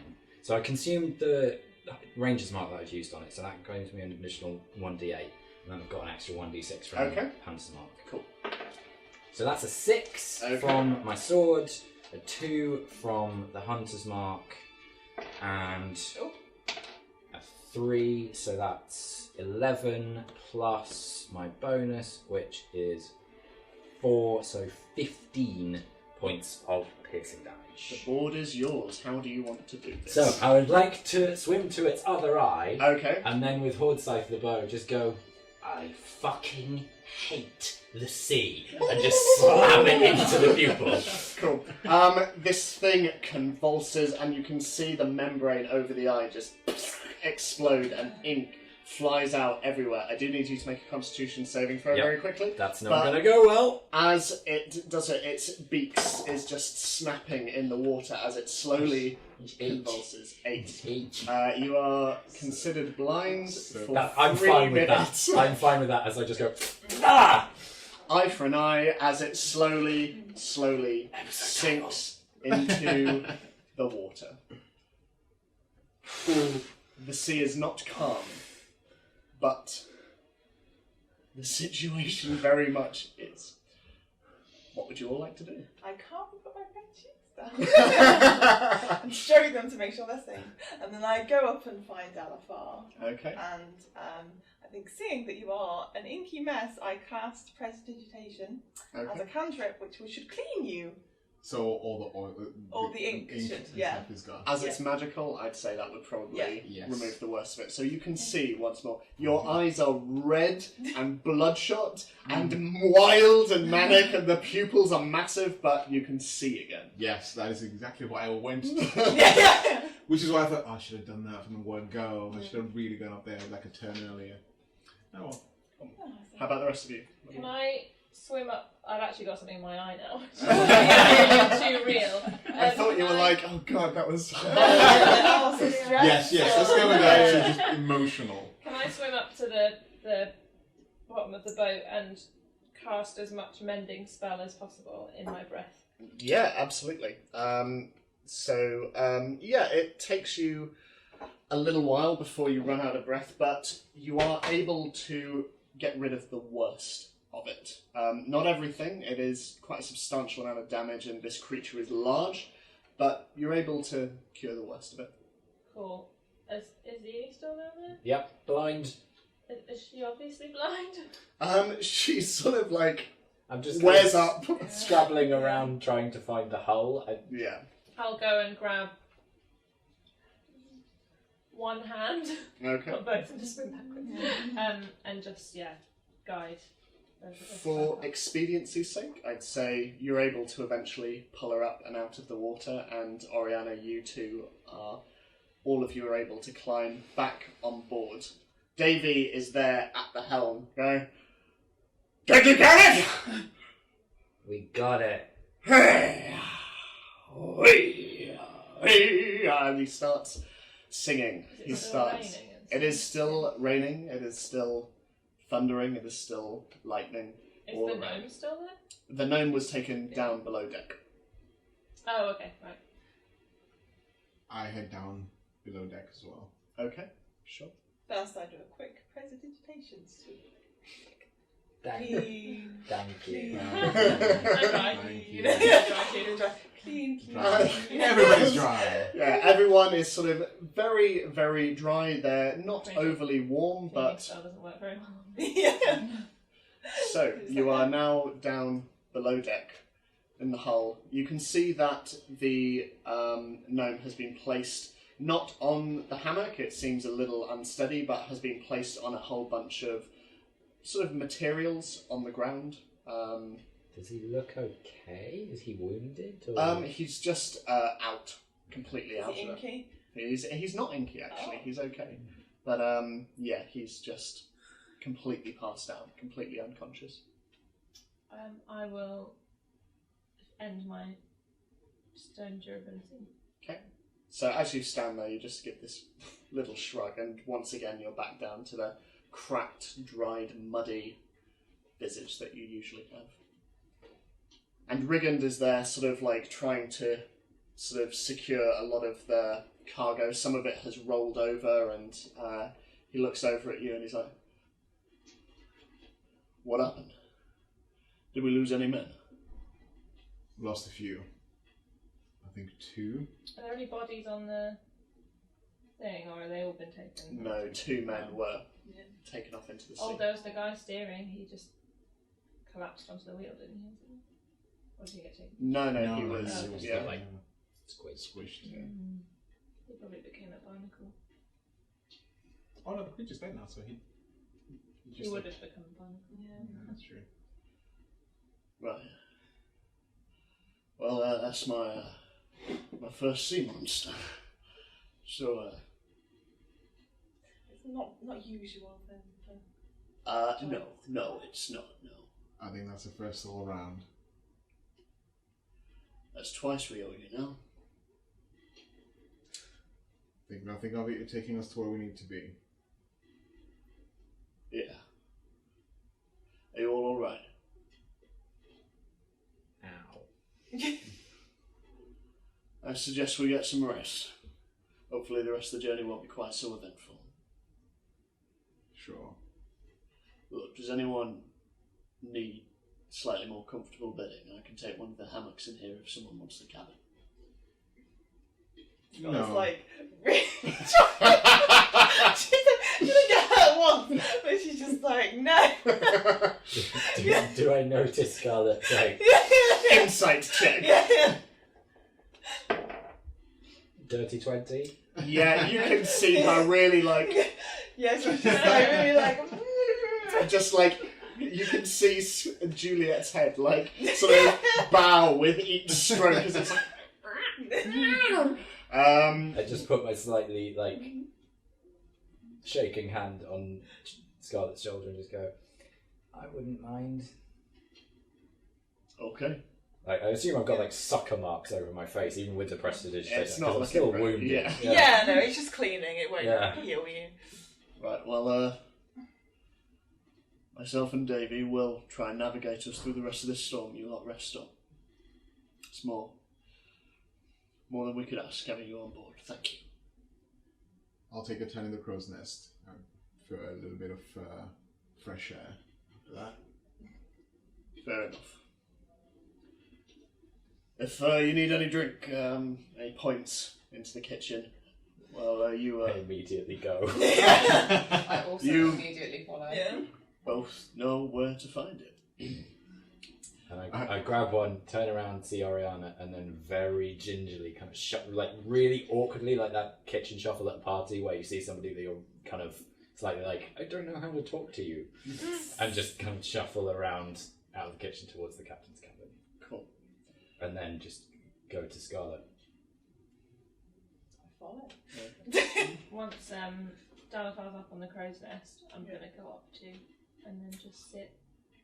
I don't know how crow's nests are. Don't. They're like Don't. They're, I know what they're you're quite doing. small, but you can they've fit. got like fence around. Yeah, they've got railing around Yeah, it. so I'll just lean against the railing Okay. and sort of go to sleep, half asleep. Aww. Okay. Ariana, are you doing anything before? I will take the bottle of spirits to my hammock. Okay.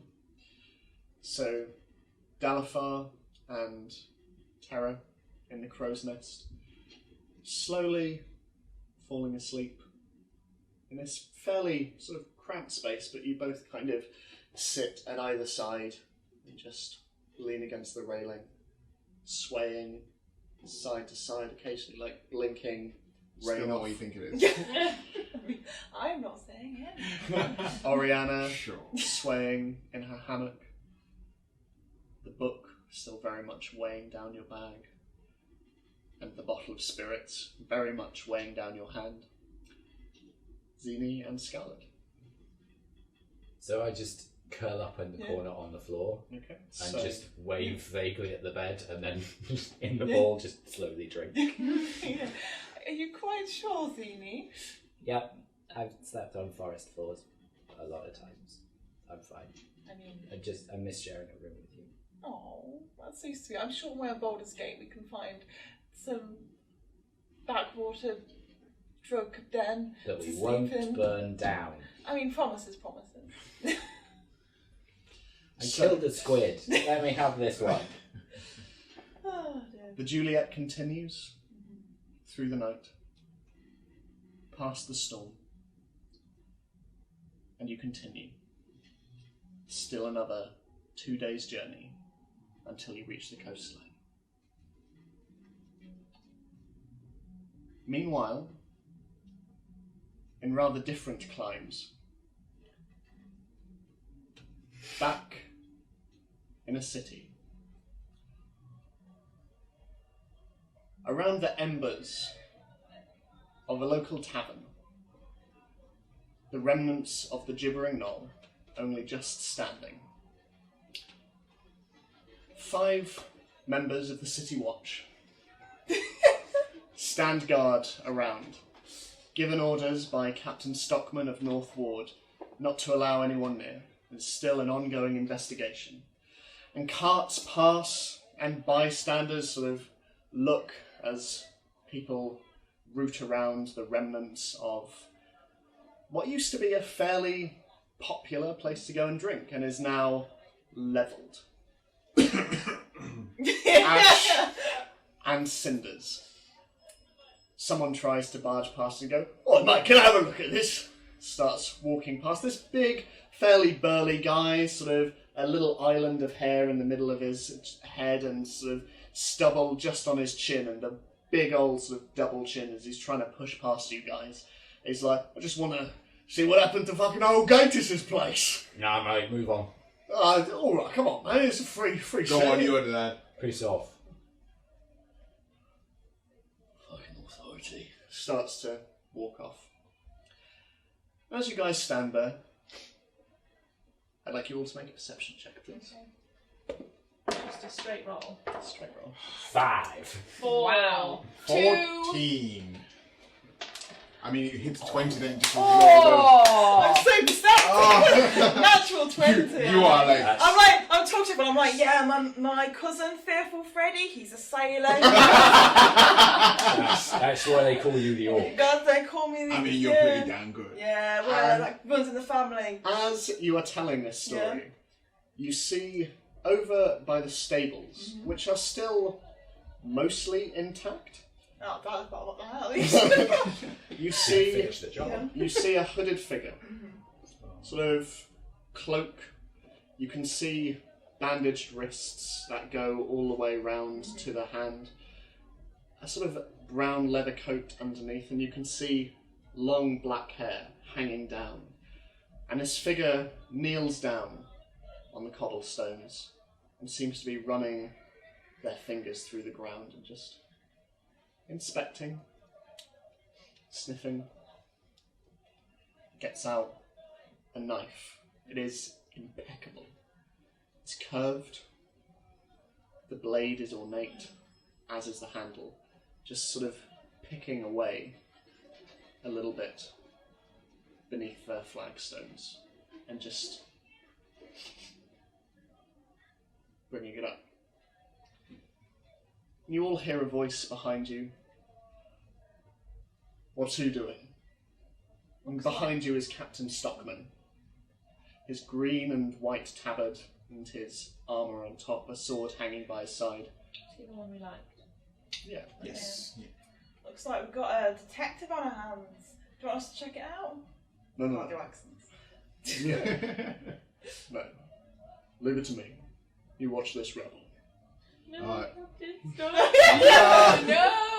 And Oh, I love his wife. He's got 3 kids. Another one on the way. He's what a mum. 2 days from retirement.